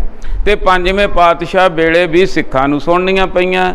ਜਦੋਂ ਸਿੱਖਾਂ ਨੂੰ ਇਹ ਗੱਲਾਂ ਸੁਣਨੀਆਂ ਪਈਆਂ ਗੁਰਮੁਖ ਪਿਆਰਿਓ, ਤਾਂ ਸਿੱਖਾਂ ਨੇ ਇਕੱਠੇ ਹੋ ਕੇ ਪੰਜਵੇਂ ਪਾਤਸ਼ਾਹ ਜੀ ਦੇ ਕੋਲ ਬੇਨਤੀ ਕੀਤੀ ਕਿ ਸਤਿਗੁਰੂ ਸੱਚੇ ਪਾਤਸ਼ਾਹ ਸਾਨੂੰ ਇਹਦੇ ਬਾਰੇ ਸਮਝਾਓ। ਵੀ ਉਹ ਤਾਂ ਕਹਿੰਦੇ ਵੀ ਤੁਸੀਂ ਤਾਂ ਬੈਠ ਕੇ 2 ਘੰਟੇ ਜਾਂ ਘੰਟਾ ਸਵੇਰੇ ਤੇ ਘੰਟਾ ਸ਼ਾਮ ਨੂੰ, ਤੇ ਨਾ ਪੁੱਠੇ ਲਮਕਦੇ ਹੋ ਨਾ ਜਲ ਧਾਰੇ ਕਰਦੇ ਹੋ, ਤੇ ਇਸ ਤਰ੍ਹਾਂ ਮੁਕਤੀ ਦੀ ਕਿਵੇਂ ਪ੍ਰਾਪਤੀ ਹੋ ਜੂਗੀ? ਤੁਹਾਡੇ ਗੁਰੂ ਆ ਜਿਹੜੇ ਤੁਹਾਨੂੰ ਇਹ ਵਹਿਮ ਭਰਮ ਦੇ ਵਿੱਚ ਪਾਇਆ। ਜਦੋਂ ਇਹ ਸਵਾਲ ਸਤਿਗੁਰੂ ਸੱਚੇ ਪਾਤਸ਼ਾਹ ਜੀ ਦੇ ਕੋਲ ਆਇਆ ਤੇ ਸਤਿਗੁਰਾਂ ਨੇ ਫਿਰ ਸਿੱਖਾਂ ਨੂੰ ਵੀ ਤੇ ਜਿਹੜੇ ਹੋਰ ਵੀ ਬੈਠੇ ਸੀ ਉਹਨਾਂ ਨੂੰ ਇਹ ਉਪਦੇਸ਼ ਬਖਸ਼ਿਸ਼ ਕੀਤਾ ਕਿ ਆਹ ਗੱਲ ਆ ਭਾਈ, ਅਸਲ ਇਸ ਤਰ੍ਹਾਂ ਕਰਨਾ। ਤਾਂ ਅਸੀਂ ਸਿੱਖਾਂ ਨੂੰ ਇਹ ਉਪਦੇਸ਼ ਦਿੱਤਾ, ਕਿਉਂਕਿ ਗੁਰਬਾਣੀ ਕੋਈ ਝੂਠ ਤੂਫਾਨ ਨਹੀਂ, ਕੋਈ ਲੁੱਕ ਲਪੇਟ ਨਹੀਂ, ਸਿੱਧੀ ਸਪਸ਼ਟ ਸਾਹਮਣੇ ਆ। ਜੋ ਉਪਦੇਸ਼ ਸਿੱਖਾਂ ਨੂੰ ਪੰਜਵੇਂ ਪਾਤਸ਼ਾਹ ਜੀ ਨੇ ਉਹ ਉੱਥੇ ਜਿਹੜਾ ਸੀ ਦਿੱਤਾ, ਬਖਸ਼ਿਸ਼ ਕੀਤਾ, ਉਹੀ ਉਪਦੇਸ਼ ਅੱਜ ਆਪਾਂ ਸਰਵਣ ਕਰਨਾ, ਜੋ ਧੰਨ ਸ੍ਰੀ ਗੁਰੂ ਗ੍ਰੰਥ ਸਾਹਿਬ ਜੀ ਦੇ 641 ਅੰਗ ਉੱਪਰ ਸੁਭਾਏਮਾਨ ਹੈ। ਆਓ ਸ਼ਬਦ ਨੂੰ ਮੁੱਢ ਤੋਂ ਵਿਚਾਰਨ ਦੀ ਕੋਸ਼ਿਸ਼ ਕਰੀਏ ਜੀ। ਪਾਠ ਪੜਿਓ ਅਰ ਵੇਦ ਵਿਚਾਰਿਓ, ਨਿਬਲ ਭਯੰਗਮ ਸਾਧੇ। ਪਾਠ ਪੜਿਓ, ਪਾਠ ਨੂੰ ਬੜਾ ਪੜਿਆ, ਪਰ ਪਾਠ ਕੀ ਪੜ੍ਹਦਾ ਮੈਂ, ਕੀ ਪਾਠ ਕਰਦਾ ਇਹ ਸਮਝਿਆ ਨਹੀਂ। ਪਾਠ ਬੜਾ ਪੜਿਆ, ਪਾਠ ਕੀਤਾ ਨਹੀਂ। ਪਾਠ ਜੇ ਕੀਤਾ ਜਾਂਦਾ ਤਾਂ ਇੱਕੋ ਹੀ ਬੜਾ ਸੀ। ਬੜਾ ਪੜਿਆ ਤੇ ਬੜੇ ਪੈਸੇ ਕਮਾਏ, ਇਧਰਲੇ ਪਾਸੇ ਨੂੰ ਚੱਲ ਪਿਆ, ਪਰ ਪਾਠ ਕੀ ਕਹਿ ਰਿਹਾ ਇਹ ਨਹੀਂ ਸਮਝਿਆ। ਮਹਾਰਾਜ ਇਹ ਸਮਝਾ ਰਿਹਾ, ਪਾਠ ਪੜਿਓ ਅਰ ਵੇਦ ਵਿਚਾਰਿਓ। ਵੇਦਾਂ ਦੀ ਵਿਚਾਰ ਵੀ ਜਿੰਨੀ ਮਰਜ਼ੀ ਕਰ ਲਓ ਭਾਈ, ਪਾਠ ਵੀ ਉੱਪਰੋਂ ਜਿੰਨਾ ਮਰਜ਼ੀ ਪੜ੍ਹ ਲਓ ਭਾਈ। ਨਿਬਲ ਭਯੰਗਮ ਸਾਧੇ। ਨਿਬਲ ਭਯੰਗਮ ਹੁੰਦਾ ਨਿਉਲੀ ਕਰਮ ਕਰਨੇ, ਅੰਦਰ ਆਪਣੇ ਆਹ ਨਾਸਾਂ ਦੇ ਥਾਈਂ ਜਿਹੜਾ ਜਾਂ ਸੰਘ ਦੇ ਥਾਈਂ ਉਹ ਪਾ ਲੈਂਦੇ ਆ ਲੀਰ ਮਲਮਲ ਦੀ, ਪੇਟ ਦੇ ਵਿੱਚ ਲੈ ਜਾਂਦੇ ਆ, ਫਿਰ ਉਹਨੂੰ ਮਧਾਣੀ ਚੀਰਾ ਜਿਹਾ ਦਿੰਦੇ ਆ, ਅੰਦਰੋਂ ਸਫਾਈ ਕਰਦੇ ਆ ਆਪਦੇ ਜਾਣੇ ਜੋਗ ਮੱਤ, ਜਿਵੇਂ ਬਾਬਾ ਰਾਮਦੇਵ ਕਰਦਾ ਹੁੰਦਾ ਐ ਸਮਝ ਲਈਏ ਆਪਾਂ। ਇਹ ਵੀ ਬੜੇ ਕਰਕੇ ਦੇਖ ਲਏ ਨਿਉਲੀ ਕਰਮ ਵੀ ਭਾਈ। ਪੰਜ ਜਨਾਂ ਸਿਓ ਸੰਗ ਨਾ ਛੁਟਕਿਓ। ਹੁਣ ਪਾਠ ਵੀ ਉੱਤੋਂ ਪੈਸੇ ਕਮਾਉਣ ਖਾਤਰ ਪੜ੍ਹਿਆ, ਅੰਦਰ ਮਨ ਨੂੰ ਸਮਝਾਉਣ ਵਾਸਤੇ ਨਹੀਂ। ਵੇਦਾਂ ਦੀ ਵਿਚਾਰ ਕੀਤੀ, ਕਥਾਵਾਚਕ ਬਣ ਕੇ ਉਹਦੇ ਤੇ ਵੀ ਪੈਸੇ ਕਮਾਏ, ਕੀਰਤਨ ਕੀਤਾ ਉਹਦੇ ਤੇ ਵੀ ਪੈਸੇ ਕਮਾਏ। ਤੇ ਨਿਬਲ ਭਯੰਗਮ ਸਾਧੇ ਜਿਹੜੇ ਸੀ ਉਹ ਵੀ ਲੋਕਾਂ ਨੂੰ ਫਿਰ ਲਾ ਕੇ ਕੈਂਪ 4 ਪੈਸੇ, ਬਾਬਾ ਰਾਮਦੇਵ ਅੱਜ ਕਿੱਥੇ ਬਣਿਆ ਬੈਠਾ, ਉਹ ਵੀ ਕੀਤਾ। ਪਰ ਮਹਾਰਾਜ ਸਮਝਾ ਰਹੇ ਆ ਅਸਲ ਟਿਕਾਣੇ ਤੇ ਤਾਂ ਪਹੁੰਚੇ ਹੀ ਨਹੀਂ। ਇਹ ਤਾਂ ਬਾਹਰਲੇ ਕੰਮ ਹੈ, ਤਾਂ ਸਰੀਰਕ ਹੋ ਗਏ ਸਾਰੇ। ਪਾਠ ਪੜ੍ਹਿਆ ਤਾਂ ਪੈਸੇ ਲੈ ਲਏ, ਵੇਦ ਵਿਚਾਰਿਆ ਤਾਂ ਉਹਦੇ ਪੈਸੇ ਆ ਗਏ, ਨਿਬਲ ਭਯੰਗਮ ਕੀਤੇ ਤਾਂ ਉਹਦੇ ਪੈਸੇ ਆ ਗਏ। ਜਿਹੜੀ ਅਸਲ ਧਰਮੀ ਬਣਨਾ ਸੀ ਅੰਦਰੋਂ ਮਨ ਨੇ, ਉਹ ਨਹੀਂ ਬਣਿਆ ਭਾਈ। ਪੰਜ ਜਨਾਂ ਸਿਓ ਸੰਗ ਨਾ ਛੁਟਕਿਓ। ਜਿਹੜੇ 5 ਜਾਣੇ ਅੰਦਰ ਬੈਠੇ ਆ ਬੈਰੀ ਦੁਸ਼ਮਣ ਬਣੇ ਤੇਰੇ ਮਨ ਦੇ, ਉਹਨਾਂ ਤੋਂ ਤਾਂ ਸੰਗ ਛੁੱਟਿਆ ਨਹੀਂ। ਅਦਕ ਆਹਾਂ ਬੁੱਧ ਵਾਧੇ, ਸਗੋਂ ਉਲਟਾ ਕੀ ਹੋ ਗਿਆ, ਬਾਹਰਲੇ ਕਰਮਕਾਂਡੀ ਬੰਦਾ ਹੰਕਾਰੀ ਵੀ ਹੁੰਦਾ ਭਾਈ। ਗੁਰਮੁਖ ਪਿਆਰਿਓ ਕਦੇ ਵੀ ਦੇਖ ਲਿਓ, ਜਿਹੜਾ ਸੱਚਾ ਧਰਮੀ ਹੋਊਗਾ ਉਹ ਨਰਮ ਹੋਊਗਾ, ਤੇ ਜਿਹੜਾ ਕਰਮਕਾਂਡੀ ਹੋਊਗਾ ਉਹ ਪੂਰਾ ਆਕੜਿਆ ਹੋਊਗਾ, ਹੰਕਾਰੀ। ਕਿਉਂਕਿ ਹੰਕਾਰ ਆ ਜਾਂਦਾ ਭਾਈ ਕਰਮਕਾਂਡਾਂ ਦੇ ਨਾਲ, ਬੰਦੇ ਨੂੰ ਐਂ ਲੱਗਦਾ ਮੈਂ ਪਤਾ ਨਹੀਂ ਕੀ ਕੁਝ ਕਰ ਲਿਆ। ਮਹਾਰਾਜ ਸਮਝਾ ਰਹੇ ਹਨ, 5 ਜਨਾਂ ਸਿਓ ਅੰਦਰਲਾ ਕਾਰਜ ਹੋਇਆ ਨਹੀਂ, ਉਲਟਾ ਕੀ ਹੋ ਗਿਆ, ਦਿਕ ਆਹਾਂ ਬੁੱਧ ਵਾਧੇ। ਤੀਰਥਾਂ ਤੇ ਜਾਇਆ, ਨਿਉਲੀ ਕਰਮ ਕਰ ਲਏ, ਪਾਠ ਪੜ੍ਹ ਲਿਆ, ਵੇਦਾਂ ਦੀ ਵਿਚਾਰ ਕਰ ਲਈ, ਉੱਤੋਂ ਸਾਰਾ ਕੁਝ ਕਰ ਲਿਆ। ਉਲਟਾ ਕੀ ਹੋ ਗਿਆ, ਅੰਦਰਲਾ ਕਾਰਜ ਹੋਇਆ ਨਹੀਂ, ਮਨ ਸਬਰਿਆ ਨਹੀਂ, ਉਲਟੀ ਹਉਮੈ ਆ ਗਈ। ਹਉਮੈ ਨਾਵੇ ਨਾਲ ਵਿਰੋਧ ਹੈ, ਦੋਏ ਨਾ ਬਸੇ ਇਕ ਠਾਏ। ਪਿਆਰੇ ਇਨ ਵਿਦ ਮਿਲਣ ਨਾ ਜਾਈ। ਪਿਆਰੇ ਇਸ ਤਰ੍ਹਾਂ ਮਿਲਿਆ ਨਹੀਂ ਜਾ ਸਕਦਾ। ਮੈਂ ਕੀਏ ਕਰਮ ਅਨੇਕਾਂ। ਮਹਾਰਾਜ ਕਹਿੰਦੇ ਮੈਂ ਅਨੇਕਾਂ ਕਰਮ ਕਰਕੇ ਦੇਖ ਲਏ, ਜਾਂ ਕਰਦਿਆਂ ਨੂੰ ਦੇਖ ਲਿਆ, ਜਾਣ ਲਿਆ। ਹਾਰ ਭਰਿਓ ਸੁਆਮੀ ਕੈ ਦੁਆਰੇ, ਦੀਜੈ ਬੁੱਧ ਵਿਵੇਕਾ। ਤੇ ਜਦਨਾ ਚਿਰ ਹੈ ਸਿੱਖਾਂ ਨੂੰ ਮਹਾਰਾਜ ਸਮਝਾ ਰਹੇ ਹਨ, ਅਸੀਂ ਭਾਈ ਆਹ ਮੱਤ ਦਿੱਤੀ ਆ, ਆਹ ਗਿਆਨ ਦਿੱਤਾ ਵੀ ਬਾਹਰਲੇ ਕਰਮਕਾਂਡ ਛੱਡ ਕੇ ਗੁਰੂ ਦੇ ਅੱਗੇ ਢਹਿ ਪੈਣਾ। ਗਿਆਨ ਗੁਰੂ ਦੇ ਲੜ ਲਾਇਆ, ਸਿੱਖਾਂ ਦਾ ਗੁਰੂ ਹੀ ਗਿਆਨ ਬਣਾਇਆ ਭਾਈ। ਤੇ ਵਿਵੇਕ ਬੁੱਧ ਸਿੱਖੋ ਤੁਸੀਂ ਪ੍ਰਾਪਤ ਕਰਨੀ ਹੈ, ਭਾਵ ਬਾਕੀ ਦੇ ਕੰਮ ਨਹੀਂ ਕਰਨੇ, ਇਹ ਇਹਨਾਂ ਨਾਲ ਮਿਲਾਪ ਨਹੀਂ ਹੁੰਦਾ, ਇਹ ਸਮਝਾਇਆ ਜਾ ਰਿਹਾ। ਰਹਾਓ ਮੋਨ ਭਇਓ, ਮੋਨੀ ਰਹਿ ਕੇ ਵੀ ਦੇਖ ਲਿਆ। ਆਪਾਂ ਕਹਿੰਦੇ ਬਾਬਾ ਜੀ ਮੋਨੀ ਆ, ਬੜੀ ਸ਼ਰਧਾ ਭਾਵਨਾ ਜੀ ਬਣਾ ਲੈਂਦੇ ਆ, ਪਰ ਮਹਾਰਾਜ ਦੀ ਬਾਣੀ ਦੇਖੋ ਕੀ ਸਮਝਾ ਰਹੀ ਹੈ। ਭਾਈ ਜੀਭ ਦਿੱਤੀ ਆ ਤਾਂ ਬੋਲ, ਚੰਗਾ ਬੋਲ।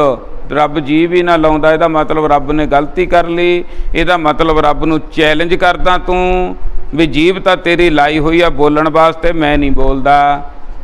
ਇਸ ਤਰ੍ਹਾਂ ਨਹੀਂ ਭਾਈ ਹੋਣਾ। ਮੋਨ ਭਇਓ, ਮੋਨੀ ਰਹਿ ਕੇ ਵੀ ਨਹੀਂ ਗੱਲ ਬਣਨੀ। ਬੋਲ ਬੋਲ ਸੋ ਧਰਮੀ ਅੜਿਆ, ਚੁੱਪ ਮੋਨ ਕਤ ਧਾਰੀ ਰਾਮ। ਬਾਣੀ ਦੇ ਵਿੱਚ ਤਾਂ ਇਹ ਸਮਝਾਇਆ, ਬੋਲ ਕੁਝ ਨਾ ਕੁਝ ਚੰਗਾ ਬੋਲ, ਕੁਝ ਨਾ ਕੁਝ ਗਿਆਨ ਵਾਲਾ ਬੋਲ, ਮੋਨੀ ਨਾ ਹੋ ਕੇ ਬੈਠ। ਤੇ ਜਿਹੜੇ ਮੋਨੀ ਹੋ ਜਾਂਦੇ ਆ, 40 ਦਿਨ ਦਾ ਜਾਪ ਕਰਦੇ ਆ ਤੇ ਉਹ ਪਰਚੀ ਤੇ ਲਿਖ ਕੇ ਦਿੰਦੇ ਆ ਮੇਰਾ ਕਸ਼ਹਿਰਾ ਭੇਜ ਦਿਓ, ਮੇਰਾ ਪ੍ਰਸ਼ਾਦਾ ਇੰਨੇ ਵਜੇ ਭੇਜ ਦਿਓ, ਮੇਰੀ ਸਾਬਣ ਦੀ ਟਿੱਕੀ ਭੇਜ ਦਿਓ।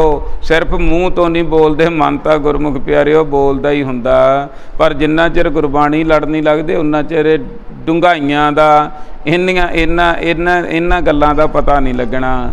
ਮੋਨ ਭਇਓ, ਮੋਨੀ ਹੋ ਗਿਆ ਤਾਂ ਕੀ ਹੋ ਗਿਆ, ਕਰਪਾਤੀ ਰਹਿਓ। ਫਿਰ ਭਾਈ ਐਸੇ ਵੀ ਲੋਕ ਆ ਜਿਹੜੇ ਕਹਿੰਦੇ ਅਸੀਂ ਥਾਲੀ ਨਹੀਂ ਵਰਤਣੀ, ਸਟੀਲ ਨਹੀਂ ਵਰਤਣੀ, ਉਹ ਨਹੀਂ ਵਰਤਣਾ। ਕਰ ਪਾਤੀ ਰਹਿਓ, ਕਰ ਹੁੰਦਾ ਹੱਥ, ਕਹਿੰਦੇ ਹੱਥਾਂ ਤੇ ਰੱਖ ਕੇ ਬਾਬਾ ਜੀ ਪ੍ਰਸ਼ਾਦਾ ਛਕਦੇ ਆ।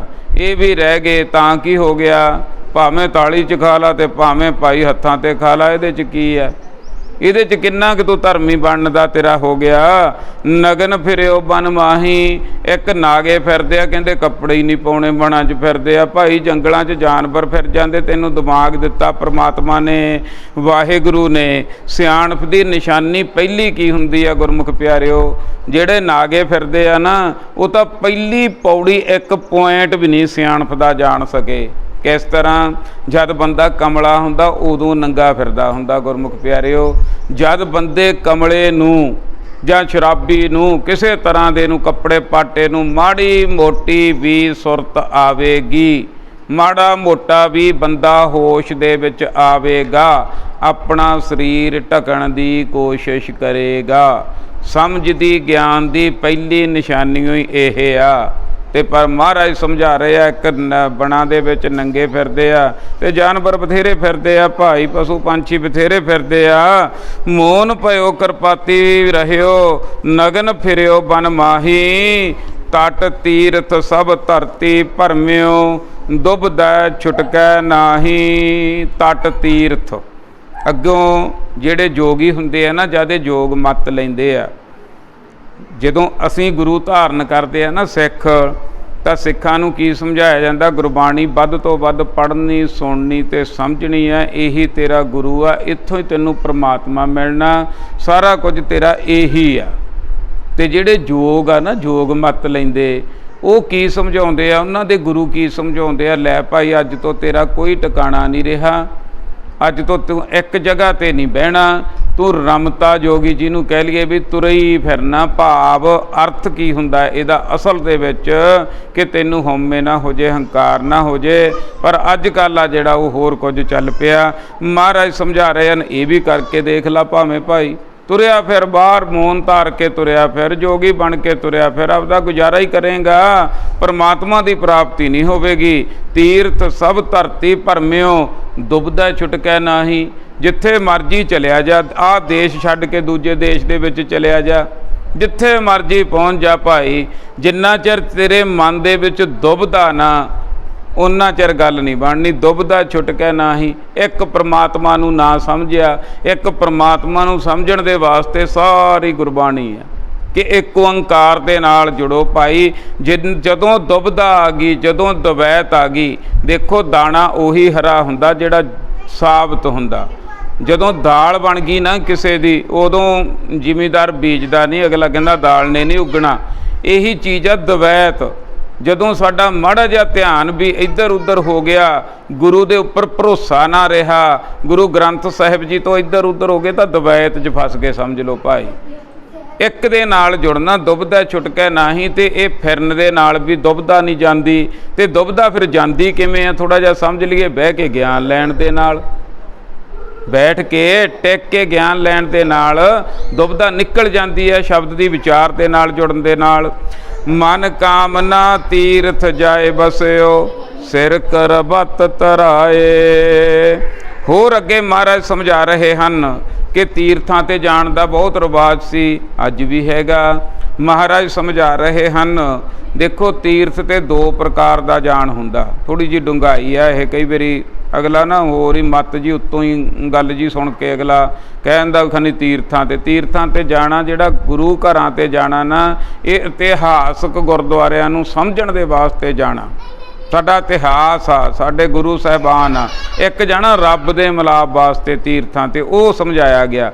ਮਨ ਕਾਮਨਾ ਤੀਰਥ ਜਾਏ ਬਸਿਓ। ਹੁਣ ਤੀਰਥਾਂ ਤੇ ਤੂੰ ਇਸ਼ਨਾਨ ਕਰੀ ਚੱਲ, ਨਹਾਉਂਦਾ ਫਿਰੇ ਤੀਰਥਾਂ ਤੇ। ਅੱਗੇ ਪੜ੍ਹਦੇ ਹੁੰਦੇ ਸੀ ਇਹ ਧਾਰਨਾ, ਤੇਰੇ ਅੰਦਰੋਂ ਮੈਲ ਨਾ ਜਾਵੇ, ਨਹਾਉਂਦਾ ਫਿਰੇ ਤੀਰਥਾਂ ਤੇ। ਨਹਾਉਂਦਾ ਫਿਰ ਮਹਾਰਾਜ ਕਹਿੰਦੇ ਕੱਲਾ ਨਹਾਈ ਨਾ, ਜਿਹੜਾ ਤੇਰਾ ਮਨ ਕਰਦਾ ਨਾ ਵੀ ਤੇਰੇ ਵਾਸਤੇ ਆਹ ਤੀਰਥ ਸਭ ਤੋਂ ਵੱਡਾ, ਹਰਿਦੁਆਰ ਤੂੰ ਕਹਿੰਦਾ ਨਾ ਸਭ ਤੋਂ ਵੱਡਾ, ਜਾਂ ਹੋਰ ਕੋਈ ਲਾ ਲਓ, ਸਭ ਤੋਂ ਵੱਡਾ ਤੀਰਥ ਆ, ਤੂੰ ਉੱਥੇ ਕੱਲਾ ਨਹਾ ਕੇ ਨਹੀਂ ਮੁੜਨਾ, ਉੱਥੇ ਜਾ ਕੇ ਬਸ ਜਾ, ਉੱਥੇ ਰਹਿਣ ਲੱਗ ਜਾ। ਮਨ ਕਾਮਨਾ ਤੀਰਥ ਜਾਏ ਬਸਿਓ, ਉੱਥੇ ਬਸ ਜਾ ਤੇ ਸਿਰ ਕਰਬਤ ਧਰਾਏ। ਤੇ ਅੱਗੇ ਕੀ ਸੀ, ਅੱਗੇ ਨਾ ਇੱਕ ਖੂਹ ਲੱਗਿਆ ਹੋਇਆ ਸੀ, ਖੂਹ ਦੇ ਉੱਪਰ ਸੀ ਆਰਾ। ਜਿਹੜੇ ਪੁਜਾਰੀ ਲੋਕ ਸੀ ਨਾ ਉਹ ਇੰਨੇ ਚੁਸਤ ਸੀ, ਕਿਉਂਕਿ ਪੜ੍ਹਾਈ ਲਿਖਾਈ ਸਾਰੀ ਇਹਨਾਂ ਕੋਲ ਹੀ ਸੀ। ਪੜ੍ਹਾਈ ਲਿਖਾਈ ਤੋਂ ਕੋਰਾ ਬੰਦਾ। ਅੱਜ ਵੀ ਗੁਰਬਾਣੀ ਦਾ ਗਿਆਨ ਆ ਜਿਹੜਾ, ਜੇ ਜਿੰਨਾ ਵੰਡ ਦਿੱਤਾ ਜਾਵੇ ਉਨਾ ਹੀ ਚੰਗਾ। ਇਸ ਤਾਂ ਦੂਜੀਆਂ ਕੌਮਾਂ ਨੂੰ ਸਮਝਾਉਣਾ ਸੀ, ਪਰ ਹਲੇ ਤੱਕ ਅਸੀਂ ਆਪ ਹੀ ਨਹੀਂ ਸਮਝੇ। ਪੁਜਾਰੀ ਦੀ ਸਾਰੀ ਕਲਾਕਾਰੀ ਆ। ਤੇ ਪੁਜਾਰੀ ਨੇ ਕੀ ਕੀਤਾ ਸੀ ਨਾ, ਕਹਿੰਦੇ ਆਰਾ ਲਾਇਆ ਹੋਇਆ ਸੀ। ਉਹ ਇੰਨਾ ਚੱਕਰ ਦੇ ਵਿੱਚ ਪਾ ਲੈਂਦਾ ਸੀ, ਮਨੁੱਖ ਨੂੰ ਹਿਪਨੋਟਿਜ਼ਮ ਕਰ ਲੈਂਦਾ ਸੀ ਗੱਲਾਂ ਦੇ ਵਿੱਚ, ਵੀ ਤੂੰ ਤਾਂ ਪਾਪੀ ਆ, ਤੂੰ ਤਾਂ ਫਲਾਨਾ, ਤੂੰ ਤਾਂ ਧਮਕਾਂ ਐ, ਸਬਜ਼ ਬਾਗ ਜੇ ਦਿਖਾ ਕੇ ਕੜਾਹੇ 'ਚ ਤਲਿਆ ਜਾਵੇਂਗਾ, ਪਾਕ ਦੀਆਂ ਨਦੀਆਂ ਚੱਲਣਗੀਆਂ, ਰਾਤ ਦੀਆਂ, ਤੂੰ ਮਰ ਜਾਏਗਾ, ਤੂੰ ਫਲਾਨਾ। ਇੰਨਾ ਡਰਾ ਲੈਂਦਾ ਸੀ ਨਾ, ਤਾਂ ਬੰਦਾ ਕਹਿੰਦਾ ਸੀ 10,000 ਕੀ ਕਰਾਂ। ਕਹਿੰਦਾ ਸਾਰਾ ਕੁਝ ਆਪਦਾ ਦੇ ਦੇ ਮੈਨੂੰ, ਆਪਣੀ ਪਤਨੀ ਵੀ ਦੇ ਜਾ ਮੈਨੂੰ, ਤੇ ਆਰਾ ਚੱਲਦਾ, ਆਰੇ ਥੱਲੇ ਹੋ ਜਾ ਤੇ ਸਿੱਧਾ ਹੀ ਸੁਰਗਾਂ ਨੂੰ ਜਾਵੇਂਗਾ। ਵਿਚਾਰਾ ਭੋਲਾ ਪੰਛੀ ਸਾਰਾ ਕੁਝ ਛੱਡ ਕੇ ਆਰੇ ਥੱਲੇ ਹੋ ਜਾਂਦਾ ਸੀ, ਖੁਦ ਆਰੇ ਥੱਲੇ ਕਟਵਾਇਆ ਜਾਂਦਾ ਸੀ। ਇਹੋ ਜਿਹੇ ਹਾਲਤ ਰਹੇ ਆ ਭਾਰਤ ਦੇ। ਸਤਿਗੁਰੂ ਸੱਚੇ ਪਾਤਸ਼ਾਹ ਜੀ ਨੇ ਇਹਨਾਂ ਸਾਰਿਆਂ ਦੇ ਵਿੱਚੋਂ ਕੱਢਿਆ ਸੀ, ਪਰ ਅੱਜ ਅਸੀਂ ਫਿਰ ਉੱਥੇ ਹੀ ਫਸ ਚੁੱਕੇ ਹਾਂ। ਮਨ ਕਾਮਨਾ ਤੀਰਥ ਜਾਏ ਬਸਿਓ ਸਿਰ ਕਰਬਤ ਧਰਾਏ, ਮਨ ਕੀ ਮੈਲ ਨਾ ਉਤਰੈ ਇਹ ਬਿਦ ਜੇ ਲੱਖ ਯਤਨ ਕਰਾਏ। ਹੁਣ ਭਾਵੇਂ ਆਰੇ ਨਾ ਚੀਰਿਆ ਜਾ, ਜੋ ਮਰਜ਼ੀ ਕਰ ਲਾ, ਬਾਹਰਲੇ ਕਰਮ ਕਾਂਡ ਸਾਰੇ ਸਮਝਾਏ ਆ ਇਸ ਸ਼ਬਦ ਦੇ ਵਿੱਚ। ਤੇ ਅਖੀਰ ਦੇ ਵਿੱਚ ਅਸਲ ਗੱਲ ਵੀ ਸਮਝਾਈ ਆ, ਜੇ ਕਿਤੇ ਮਨ ਮੰਨ ਜਾਵੇ। ਮਨ ਕੀ ਮੈਲ ਨਾ ਉਤਰੈ ਇਹ ਬਿਦ। ਹੁਣ ਮਨ ਦਾ ਇਸ਼ਨਾਨ ਨਹੀਂ ਹੋਣਾ, ਬਾਹਰੋਂ ਤਨ ਦਾ ਇਸ਼ਨਾਨ ਕਰਕੇ ਮੁੜ ਆਵੇਂਗਾ, ਫਿਰ ਹਉਮੈ ਹੋ ਜੂ। ਮੈਂ ਮਹੀਨਾ ਨਹਾ ਗਿਆ, ਤੂੰ ਗਿਆ ਹੀ ਨਹੀਂ, ਤੂੰ ਤਾਂ ਉੱਠਿਆ ਹੀ ਨਹੀਂ, ਫਿਰ ਹਉਮੈ ਹੋ ਗਈ। ਐਂ ਫਸਦੇ ਹਾਂ ਅਸੀਂ ਭਾਈ ਗੁਰਬਾਣੀ ਤੋਂ ਬਿਨਾਂ। ਗੁਰਬਾਣੀ ਹੈ ਜਿਹੜੀ ਇਹ ਲਾਉਂਦੀ ਹੈ ਮਨ ਦੀ ਮੈਲ। ਮਨ ਮੈਲੇ ਸਭ ਕੁਛ ਮੈਲਾ, ਤਨ ਤੋਤੇ ਮਨ ਅੱਛਾ ਨਾ ਹੋਏ। ਮਨ ਦੀ ਮੈਲ ਕਿਵੇਂ ਲੈਂਦੀ ਹੈ? ਸੁਣਿਆ ਮੰਨਿਆ ਮਨ ਕੀਤਾ ਭਾਉ, ਅੰਤਰਗਤ ਤੀਰਥ ਮਲ ਨਾ ਆਓ। ਮਨ ਕੀ ਮੈਲ ਨਾ ਉਤਰਾਏ ਬਿਦ ਜੇ ਲੱਖ ਯਤਨ ਕਰਾਏ। ਕੋਈ ਲੱਖ ਯਤਨ ਕਰ ਲਵੇ, ਮਹਾਰਾਜ ਕਹਿੰਦੇ ਮਨ ਦੀ ਮੈਲ ਨਹੀਂ ਤਨ ਧੋਤੇ ਨਾਲ ਉਤਰਦੀ। ਤਨ ਦੇ ਕੰਮ ਕੋਈ ਜਿਹੜੇ ਮਰਜ਼ੀ ਕਰ ਲਓ। ਕਨਕ ਕਾਮਨੀ ਹੈ ਬਰਗੈ ਬਰ ਬਹੁ ਬਿਦ ਦਾਨ ਦਾਤਾਰਾ। ਫਿਰ ਬੰਦਾ ਕਹਿੰਦਾ ਮੈਂ ਦਾਨ ਦੇਊਂ। ਇਹ ਦਾਨ ਕਿੱਥੋਂ ਚੱਲਿਆ? ਦਾਨ ਚੱਲਿਆ ਰਿਸ਼ਵਤ ਤੋਂ। ਜਿਵੇਂ ਰਿਸ਼ਵਤ ਦੇ ਕੇ ਬੰਦੇ ਤੋਂ ਕੰਮ ਕਰਾਉਂਦੇ ਆਈ ਆਪਾਂ ਕਹਿੰਦੇ ਹਾਂ ਦਾਨ ਦੇ ਕੇ ਖਨੀ ਰੱਬ ਤੋਂ ਕੰਮ ਕਰਾ ਲਾਂਗੇ। ਪਰ ਮੈਂ ਪਹਿਲਾਂ ਹੀ ਜਿਹੜੀ ਨੁਕਤਾ ਦੱਸਿਆ ਵੀ ਬੰਦਾ ਨਹੀਂ, ਇੱਥੋਂ ਫਸਦਾ ਬੰਦਾ ਵੀ ਖਨੀ ਉਹਨੂੰ ਖੁਸ਼ ਕਰਨ ਦੇ, ਉਹਦੇ ਕੋਈ ਨੇੜੇ ਹੋਊ, ਉਹ ਫਲਾਨਾ ਖੁਸ਼ ਕਰ ਦੂ, ਧਮਕਾ ਖੁਸ਼ ਕਰ ਦੂ। ਨਹੀਂ, ਆਪਣੇ ਬਾਪ ਨਾਲ ਆਪ ਖੁਦ ਮਿਲ, ਖੁਦ ਆਪਣੇ ਵਜੇ। ਹੁਣ ਕਿ ਮੈਂ ਆਪਣੇ ਬਾਪੂ ਤੋਂ ਪੈਸੇ ਮੰਗਣੇ, ਹੁਣ ਮੈਂ ਗੁਆਂਢੀ ਨੂੰ ਜਾ ਕੇ ਕਹਾਂ ਤੂੰ ਮੇਰੇ ਬਾਪੂ ਨੂੰ ਕਹੀ, ਤੇ ਬਾਪੂ ਨੂੰ ਕੇਰਾਂ ਤਾਂ ਐਂ ਆਊਗਾ ਵੀ ਤੂੰ ਯਾਰ ਤੂੰ ਮੇਰੇ ਤੋਂ ਸਿੱਧਾ ਮੰਗ ਲੈਂਦਾ। ਇਸੇ ਤਰ੍ਹਾਂ ਪ੍ਰਮਾਤਮਾ ਅਕਾਲ ਪੁਰਖ ਵਾਹਿਗੁਰੂ ਤੇਰੇ ਹਿਰਦੇ ਦੀ ਸੇਜ ਤੇ ਬੈਠੇ ਆ, ਤੂੰ ਉਰੇ ਪਰੇ ਤੁਰਿਆ ਫਿਰਦਾ। ਕਨਕ ਕਾਮਨੀ ਹੈ ਬਰ ਗੈਬਰ, ਦਾਨ ਕਿੱਥੇ ਤੱਕ ਕਰ ਲਾ। ਕਨਕ ਕਾਮਨੀ ਸੋਨਾ, ਕਾਮਨੀ ਇਸਤਰੀ, ਹੈਬਰ ਗੈਬਰ ਹਾਥੀ ਘੋੜੇ, ਬਹੁ ਬਿਦ ਬਹੁਤ ਵਿਧੀਆਂ ਨਾ, ਬੜੇ ਪਾਠ ਕਰਾ ਕਰਾ ਕੇ, ਬੜਾ ਆਲੇ ਦੁਆਲੇ ਦੀ ਘੁਮਾ ਘੁਮਾ ਕੇ ਆਪਣੀ ਪਤਨੀ ਨੂੰ ਪੇਸ਼ ਕਰ ਤੇ ਆਪਣਾ ਸੋਨਾ ਪੇਸ਼ ਕਰ ਪੁਜਾਰੀ ਦੇ ਅੱਗੇ। ਅਨੇਕਾਂ ਤਰੀਕਿਆਂ ਨਾਲ ਦੇ ਦਾਨ ਭਾਈ ਦਾਤਾਰਾ। ਅੰਨ ਬਸਤਰ ਭੂਮ ਬਹੁ ਅਰਪੇ ਨਹਿ ਮਿਲੀਐ ਹਰ ਦੁਆਰਾ। ਅੰਨ ਦਾਨ ਕਰਦੇ ਜਿੰਨਾ ਮਰਜੀ, ਵਸਤਰ ਦਾਨ ਕਰਦੇ, ਭੂਮ ਜ਼ਮੀਨਾਂ ਦਾਨ ਕਰਦੇ, ਫਿਰ ਤਾਂ ਜ਼ਮੀਨਾਂ ਵਾਲਿਆਂ ਨੂੰ ਮਿਲੂ, ਤਕੜਿਆਂ ਨੂੰ ਮਿਲੂ, ਤੇ ਮਾੜੇ ਕੋਲੇ ਹੈ ਨਹੀਂ, ਉਹ ਦਾਨ ਕੀ ਕਰੂਗਾ। ਇਹ ਗੱਲਾਂ ਸਮਝਣ ਵਾਲੀਆਂ ਭਾਈ। ਗੁਰਬਾਣੀ ਨੂੰ ਜਦੋਂ ਸਮਝਾਂਗੇ ਸਾਰੇ ਅੰਦਰਲੇ ਜਿਹੜੇ ਕਪਾਟ ਆ ਬੰਦ ਪਏ ਆ ਨਾ, ਕੜ ਕੇ ਟੁੱਟ ਜਾਣਗੇ। ਬਾਜੇ ਗੁਰੂ ਨਾਲ ਜੁੜ ਜਾਣਗੇ। ਜੁੜਨਾ ਥੋੜਾ ਜਿਹਾ ਔਖਾ। ਮਹਾਰਾਜ ਨੇ ਪਹਿਲਾਂ ਹੀ ਸਮਝਾਇਆ, ਤੀਜਾ ਖੰਡ ਬੜਾ ਔਖਾ। ਧਰਮ ਨੂੰ ਸਮਝਣਾ ਸੌਖਾ, ਗਿਆਨ ਲੈਣਾ ਵੀ ਸੌਖਾ। ਗਿਆਨ ਲੈ ਕੇ ਗਿਆਨ ਬੋਲਣਾ, ਗਿਆਨ ਤੇ ਚੱਲਣਾ, ਤੇ ਗਿਆਨ ਗਾਂਹ ਦੱਸਣਾ, ਇਹ ਬੜਾ ਔਖਾ ਭਾਈ। ਆਪਦੇ ਹੀ ਵੈਰੀ ਬਣ ਜਾਂਦੇ ਆ। ਸਿੱਖ ਹੀ ਪਹਿਲਾਂ ਢਾਉਂਦੇ ਆ ਵੀ ਤੂੰ ਕਾਹਤੋਂ ਕਰਦਾ, ਬਾਣੀ ਕਾਹਤੋਂ ਸੁਣਾਉਣਾ, ਬਾਣੀ ਦੀ ਗੱਲ ਕਾਹਤੋਂ ਕਰਦਾ। ਇਹ ਬੜਾ ਔਖਾ ਕੰਮ ਆ ਭਾਈ, ਕਲਯੁਗ ਆ। ਪਰ ਇਹਦੇ ਬਿਨਾਂ ਸਰਨਾ ਵੀ ਨਹੀਂ। ਬੜੇ ਸ਼ਹੀਦ ਸਿੰਘਾਂ ਨੇ, ਸਾਡੀਆਂ ਕੁਰਬਾਨੀਆਂ ਕੀਤੀਆਂ ਸਿੱਖਾਂ ਨੇ, ਸਿੰਘਣੀਆਂ ਨੇ, ਉਹਨਾਂ ਦੇ ਓਟ ਆਸਰੇ ਨਾਲ ਚੱਲ ਕੇ ਭਾਈ ਗੁਰਬਾਣੀ ਦੀ ਗੱਲ ਤਾਂ ਕਰਨੀ ਹੀ ਪੈਣੀ ਆ। ਕਿਸੇ ਨਾ ਕਿਸੇ ਨੂੰ ਕਰਨੀ ਹੀ ਪੈਣੀ ਆ, ਤਾਂ ਹੀ ਸਾਡਾ ਬਚਾਅ ਹੋ ਸਕਦਾ। ਭੂਤ ਪ੍ਰੇਤ ਮੁਗਧ ਕੋ ਤਾਰੇ, ਇਹ ਗੁਰਬਾਣੀ ਦਾ ਬਹੁਤ ਵੱਡਾ ਖਜ਼ਾਨਾ ਭਾਈ। ਇਹ ਤਾਂ ਸਾਰੇ ਕਾਸੇ ਤੋਂ ਤਾਰ ਦਿੰਦੀ ਆ ਸਾਨੂੰ ਮੁਕਤੀ ਦੀ ਦਾਤ, ਜਿਹੜੀ ਜੰਗਲਾਂ ਬੇਲਿਆਂ ਦੇ ਵਿੱਚ ਲੋਕ ਫਿਰਦੇ ਆ, ਸਾਨੂੰ ਘਰੇ ਬੈਠਿਆਂ ਨੂੰ ਮਿਲ ਰਹੀ ਹੈ। ਕਿੱਡਾ ਵੱਡਾ ਕਾਰਜ ਸਾਡਾ ਹੋ ਰਿਹਾ। ਪਰ ਆਪਣ ਹੱਥੀਂ ਆਪਣਾ ਆਪੇ ਹੀ ਕਾਜ ਸਵਾਰੀਐ। ਆਹਰ ਸਭ ਕਰਦਾ ਫਿਰੈ, ਆਹਰ ਇੱਕ ਨਾ ਹੋਏ, ਜਿਤ ਆਹਰ ਜਗ ਉਧਰੈ। ਬਿਰਲਾ ਬੂਝੈ ਕੋਈ, ਬਿਰਲੇ ਲੋਕ ਆ ਜਿਹੜੇ ਇਸ ਆਹਰ ਵੱਲ ਲੱਗ ਜਾਂਦੇ ਆ, ਅੰਦਰਲੇ ਆਹਰ ਵੱਲ ਲੱਗ ਜਾਂਦੇ ਹਨ ਭਾਈ। ਅੰਨ ਬਸਤਰ ਭੂਮ ਬਹੁ ਅਰਪੇ ਨਹਿ ਮਿਲੀਐ ਹਰ ਦੁਆਰਾ। ਬੜਾ ਕੁਝ ਦਾਨ ਕਰਤਾ, ਜਾਂ ਦਾਨ ਕਰਕੇ ਦੇਖ ਲਾ। ਪੰਜਵੇਂ ਪਾਤਸ਼ਾਹ ਜੀ ਸਮਝਾ ਰਹੇ ਹਨ, ਸਿੱਖਾ ਹਰੀ ਦਾ ਦੁਆਰ ਨਹੀਂ ਮਿਲਣਾ, ਦੇਖੀ ਕਿਤੇ ਭੁੱਲ ਨਾ ਜਾਈ। ਪੂਜਾ ਅਰਚਾ ਬੰਧਨ ਡਡੌਤ, ਖਟ ਕਰਮਾ ਰਤ ਰਹਿਤਾ। ਪੂਜਾ ਅਨੇਕਾਂ ਤਰੀਕਿਆਂ ਨਾਲ, ਬਾਹਰਲੀਆਂ ਥਾਲੀਆਂ ਘੁਮਾ ਲਾ। ਆਰਤੀ ਆਪਾਂ ਸਮਝੀ ਸੀ, ਇੱਕ ਆਰਤੀ ਪਰਮਾਤਮਾ ਦੀ ਹੋ ਰਹੀ ਹੈ, ਅਕਾਲ ਪੁਰਖ ਦੀ ਆਟੋਮੈਟਿਕ ਹੋ ਰਹੀ ਹੈ, ਉਹਦੇ ਵਿੱਚ ਸ਼ਾਮਲ ਹੋਣਾ। ਤੇ ਹੋਰ ਛੋਟੀਆਂ ਪੂਜਾ ਅਰਚਾ ਜਿੰਨਾ ਮਰਜ਼ੀ ਕਰ ਲਾ। ਬੰਧਨ ਡੰਡੌਤ ਖਟ ਕਰਮਾ ਰਤ ਰਹਿਤਾ। 6 ਕਰਮਾਂ ਦੇ ਵਿੱਚ ਇਹ ਜਿਹੜਾ ਕਰਮ ਕਾਂਡਾਂ ਦੇ ਵਿੱਚ ਰਚਿਆ ਰਹਿ, ਰਤ ਰਹਿਤਾ। ਸਾਰੀ ਦਿਹਾੜੀ ਕਰੀ ਜਾਇਆ ਕਰ, ਰੰਗਿਆ ਜਾ ਇਹਨਾਂ ਦੇ ਵਿੱਚ। ਸਵੇਰੇ ਸ਼ਾਮ ਕਰਮ ਕਾਂਡ ਕਰਿਓ ਹੀ ਚੱਲ, ਰੰਗਿਆ ਜਾ ਇਹਦੇ ਵਿੱਚ। ਪਰ ਮਿਲੇਗਾ ਕੀ? ਸਿੱਖਾ ਧਿਆਨ ਕਰੀ, ਮਹਾਰਾਜ ਸਮਝਾ ਰਹੇ ਆ, ਕੰਨ ਖੋਲ ਕੇ ਸੁਣੀ ਹੁਣ ਅਗਲੀ ਪੰਕਤੀ ਦੀ ਵਿਚਾਰ। ਹਉ ਕਰਤ ਬੰਧਨ ਮਹਿ ਪਰਿਆ, ਨਹਿ ਮਿਲੀਆ ਇਹ ਜੁਗਤਾ। ਹਉਮੈ ਹੋ ਜਾਣੀ ਹੈ। ਹਉ ਕਰਤ ਬੰਧਨ ਮੈਂ ਪਰਿਆ, ਬਸ ਇਹ ਬੰਧਨ ਆ, ਕਰਮ ਕਾਂਡ ਤਾਂ ਤੇਰੇ ਬੰਧਨ ਆ। ਸਮਝ ਲਓ ਝੋਲਾ 20-25 ਕਿਲੋ ਦਾ ਤੇਰਾ ਬੈਗ ਟੰਗਿਆ ਗਿਆ ਕਰਮ ਕਾਂਡਾਂ ਦਾ। ਹੁਣ ਇੱਕ ਬੱਚਾ ਖਾਲੀ ਆ, ਉਹ ਭੱਜੇਗਾ ਦੌੜੇਗਾ, ਤੇ ਇੱਕ ਬੱਚੇ ਦੇ 20 ਕਿਲੋ ਦਾ ਬੈਗ ਲੱਗਿਆ ਹੋਇਆ, ਉਹ ਤਾਂ ਡਿੱਕ ਡੋਲੇ ਹੀ ਖਾਂਦਾ ਜਾਊ। ਤੇ ਕਰਮ ਕਾਂਡਾਂ ਵਾਲਾ ਬੰਦਾ ਵੀ ਡਿੱਕ ਡੋਲੇ ਹੀ ਖਾਂਦਾ ਜਾਂਦਾ। ਗੁਰਮੁਖ ਪਿਆਰਿਓ, ਕਦਮ ਜਾਂਦਾ ਫੇਰ ਡਿੱਗ ਪੈਂਦਾ, ਫੇਰ ਕਦਮ ਤੁਰਦਾ ਉੱਠਦਾ ਫੇਰ ਡਿੱਗ ਪੈਂਦਾ। ਆਹੀ ਹਾਲਤ ਹੁੰਦੀ ਆ। ਤੇ ਜਦੋਂ ਕਰਮ ਕਾਂਡਾਂ ਦਾ ਬੋਝ ਲੈ ਜਾਂਦਾ, ਮਨ ਇਸ਼ਨਾਨ ਕਰ ਲੈਂਦਾ, ਫਾਲਤੂ ਚੀਜ਼ਾਂ ਸਾਰੀਆਂ ਲੈ ਜਾਂਦੀਆਂ, ਤਾਂ ਮੂਰਤੀ ਵਿੱਚੋਂ ਹੀ ਨਿਕਲ ਆਉਂਦੀ ਹੈ। ਮੂਰਤ ਘਾੜੇ ਨੂੰ ਕਿਸੇ ਨੇ ਕਿਹਾ ਸੀ, ਕਹਿੰਦਾ ਬੜੀ ਸੋਹਣੀ ਮੂਰਤੀ ਬਣਾਤੀ। ਉਹ ਮੂਰਤ ਘਾੜਿਆ, ਉਹ ਤੇਰੇ ਬਲਿਹਾਰ ਜਾਈਏ, ਓਏ ਤੇਰੇ ਕਿੰਨਾ ਸੋਹਣਾ ਕਾਰੀਗਰ ਆ। ਉਹ ਕਹਿੰਦਾ ਬਾਈ ਮੈਂ ਕੁਝ ਨਹੀਂ ਕੀਤਾ, ਫਾਲਤੂ ਸਮਾਨ ਹਟਾਤਾ, ਅੰਦਰੋਂ ਨਿਕਲੇ, ਮੂਰਤੀ ਤਾਂ ਅੰਦਰ ਹੀ ਸੀ। ਉਹ ਭਾਈ ਗੁਰਮੁਖ ਪਿਆਰਿਓ, ਰੱਬ ਦੀ ਮੂਰਤ ਬੰਦਾ ਹੀ ਆ, ਇਨਸਾਨ ਹੀ ਆ। ਫਾਲਤੂ ਕਰਮ ਕਾਂਡ ਵਹਿਮ ਭਰਮ ਤੌਖਲੇ ਲਾ ਦਈਏ, ਅੰਦਰੋਂ ਰੱਬ ਦੀ ਮੂਰਤ ਗੁਰੂ ਦਾ ਸਿੱਖ ਨਿਕਲ ਆਵਾਂਗੇ। ਨਹੀਂ ਤਾਂ ਫਿਰ ਹਉ ਕਰਤ ਬੰਧਨ ਮਹਿ ਪਰਿਆ, ਨਹਿ ਮਿਲਿਆ ਇਹ ਜੁਗਤਾ। ਇਹ ਜੁਗਤੀਆਂ, ਇਹ ਤਰੀਕਿਆਂ ਦੇ ਨਾਲ ਵੀ ਪ੍ਰਮਾਤਮਾ ਦਾ ਮਿਲਾਪ ਨਹੀਂ ਹੁੰਦਾ। ਹੁਣ ਜਿਹੜਾ ਤਾਂ ਚੱਲਿਆ ਪ੍ਰਮਾਤਮਾ ਦੇ ਮਿਲਾਪ ਦੇ ਵਾਸਤੇ, ਉਹਨੂੰ ਤਾਂ ਇਹ ਸ਼ਬਦ ਐਨ ਸਾਰੇ ਰਸਤਿਆਂ ਤੋਂ ਹਟਾ ਕੇ ਸਿੱਧੇ ਰਸਤੇ ਤੇ ਪਾ ਦੇਵੇਗਾ। ਤੇ ਜਿਹੜਾ ਚੱਲਿਆ ਹੀ ਮਾਇਆ ਕਮਾਉਣਾ, ਉਹਦੇ ਵਾਸਤੇ ਸ਼ਬਦ ਤਕਲੀਫ ਦੇ ਵੀ ਹੋ ਸਕਦਾ ਭਾਈ। ਜੋਗ ਸਿੱਧ ਆਸਣ 84, ਇਹ ਵੀ ਕਰ ਰਹਿਆ। ਜੋਗ ਸਾਧਨਾਵਾਂ ਬੜੀਆਂ ਕੀਤੀਆਂ। ਸਿੱਧ ਆਸਣ ਬਾਬੇ ਰਾਮਦੇਵ ਦੇ 84 ਆਸਣ ਆ। ਉਹ 84 ਦੇ 84 ਕਰਕੇ ਦੇਖ ਲੇ। ਇਹ ਵੀ ਕਰ ਰਹਿਆ, ਬੜਾ ਕੁਝ ਕੀਤਾ ਭਈ। ਨਿਉਲੀ ਕਰਮ ਕੀਤਾ, 84 ਆਸਣ ਕੀਤੇ, ਯੋਗ ਸਾਧਨਾਵਾਂ ਕੀਤੀਆਂ। ਪਰ ਗੱਲ ਧਿਆਨ, ਇਹ ਗੱਲ ਰੱਖਿਓ ਧਿਆਨ 'ਚ ਬਈ ਉਹਦੇ ਨਾਲ ਹੋਇਆ ਕੀ, ਪ੍ਰਾਪਤੀ ਕੀ ਹੋਈ। ਹੁਣ ਇਹ ਵੀ ਨਹੀਂ ਹੈ ਵੀ ਯੋਗ ਸਾਧਨਾਵਾਂ ਨਾਲ ਕੁਝ ਪ੍ਰਾਪਤੀ ਨਾ ਹੁੰਦੀ ਹੋਵੇ, ਇੰਨੇ ਲੋਕ ਕਰਦੇ ਕਿਉਂ ਆ? ਹੁਣ ਧਿਆਨ ਇੱਥੇ ਦੇਣਾ, ਗੁਰਬਾਣੀ ਕਿਵੇਂ ਸਮਝਾ ਰਹੀ ਹੈ। ਵੱਡੀ ਆਰਜਾ ਫਿਰ ਜਨਮੈ, ਹਰਿ ਸਿਉ ਸੰਗ ਨ ਗਹਿਆ। ਲੈ ਭਾਈ, ਇਹ ਜਿਹੜੀਆਂ ਸਾਧਨਾਵਾਂ ਕਰਨ ਦੇ ਨਾਲ, 84 ਆਸਣ ਕਰਨ ਦੇ ਨਾਲ ਤੈਨੂੰ ਰਿਸ਼ਟ ਪੁਸ਼ਟ ਸਰੀਰ ਮਿਲੇਗਾ।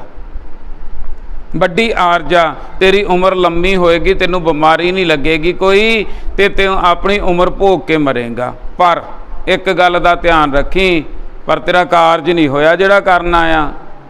ਸਰੀਰ ਤਾਂ ਬਣ ਗਿਆ ਪਰ ਮਨ ਨਹੀਂ ਬਣਿਆ।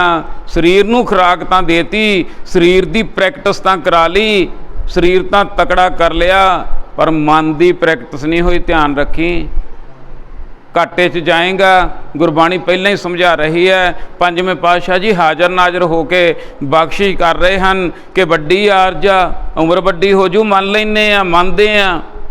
ਫਿਰ ਜਨਮੈ, ਜਨਮ ਮਰ ਨਹੀਂ ਮੁੱਕਿਆ। ਸਤਿਗੁਰ ਕਹੇ ਜਨਮੈ, ਗਬਨ ਮਟਾਇਆ ਵਾਲਾ ਕਾਰਜ ਨਹੀਂ ਹੋਇਆ। ਫਿਰ ਜਨਮੈ, ਦੁਆਰੇ ਜਨਮ ਹੋਏਗਾ। ਹਰਿ ਸਿਉ ਸੰਗ ਨਾ ਗਹਿਆ, ਹਰੀ ਦਾ ਸੰਗ ਨਹੀਂ ਹੋਇਆ। ਜੇ ਗੁਰੂ ਦੇ ਦੁਆਰੇ ਆ ਕੇ ਡਿੱਗ ਪੈਂਦਾ ਨਾ, ਵਿਵੇਕ ਬੁੱਧ ਲੈਂਦਾ, ਤਾਂ ਅੰਦਰ ਹੀ ਪ੍ਰਮਾਤਮਾ ਵਾਹਿਗੁਰੂ ਜੀ ਬੈਠੇ ਆ, ਤੇ ਤੈਨੂੰ ਗਿਆਨ ਦੇ ਚਾਨਣ ਨਾਲ, ਹਨੇਰਾ ਅੰਦਰ ਤੇਰੇ ਤਾਂ ਨਹੀਂ ਤੈਨੂੰ ਦਿਸ ਰਿਹਾ। ਤੇ ਜਦੋਂ ਚਾਨਣ ਹੋ ਗਿਆ, ਪ੍ਰਕਾਸ਼ ਹੋ ਗਿਆ, ਤਾਂ ਰੱਬ ਅੰਦਰ ਹੀ ਬੈਠਾ ਤੇਰੇ, ਤੇ ਉਹ ਦਿਸ ਪੈਣਾ ਉਹ ਖਾਨਾ। ਗੁਰਮੁਖ ਪਿਆਰਿਆ, ਗੁਰਬਾਣੀ ਇਸ ਜਗ ਮਹਿ ਚਾਨਣ, ਕਰਮ ਵਸੈ ਮਨ ਆਏ। ਰਾਜ ਲੀਲਾ ਰਾਜਨ ਕੀ ਰਚਨਾ, ਕਰਿਆ ਹੁਕਮ ਅਫਾਰਾ। ਇਹ ਤਾਂ ਅਧਿਆਤਮਿਕ ਦੇ ਕਰਮ ਕਰਕੇ ਦੇਖ ਲਏ, ਸਾਰਾ ਕੁਝ ਕਰਕੇ ਦੇਖ ਲਿਆ, ਗੱਲ ਨਹੀਂ ਬਣੀ। ਤੇ ਹੁਣ ਇੱਧਰ ਰਾਜ ਵਾਲੇ ਪਾਸੇ ਵੀ ਆ ਜਾਈਏ। ਰਾਜ ਲੀਲਾ ਰਾਜਨ ਕੀ ਰਚਨਾ, ਰਾਜੇ ਤਪੋਂ ਰਾਜ, ਰਾਜੋਂ ਨਰਕ।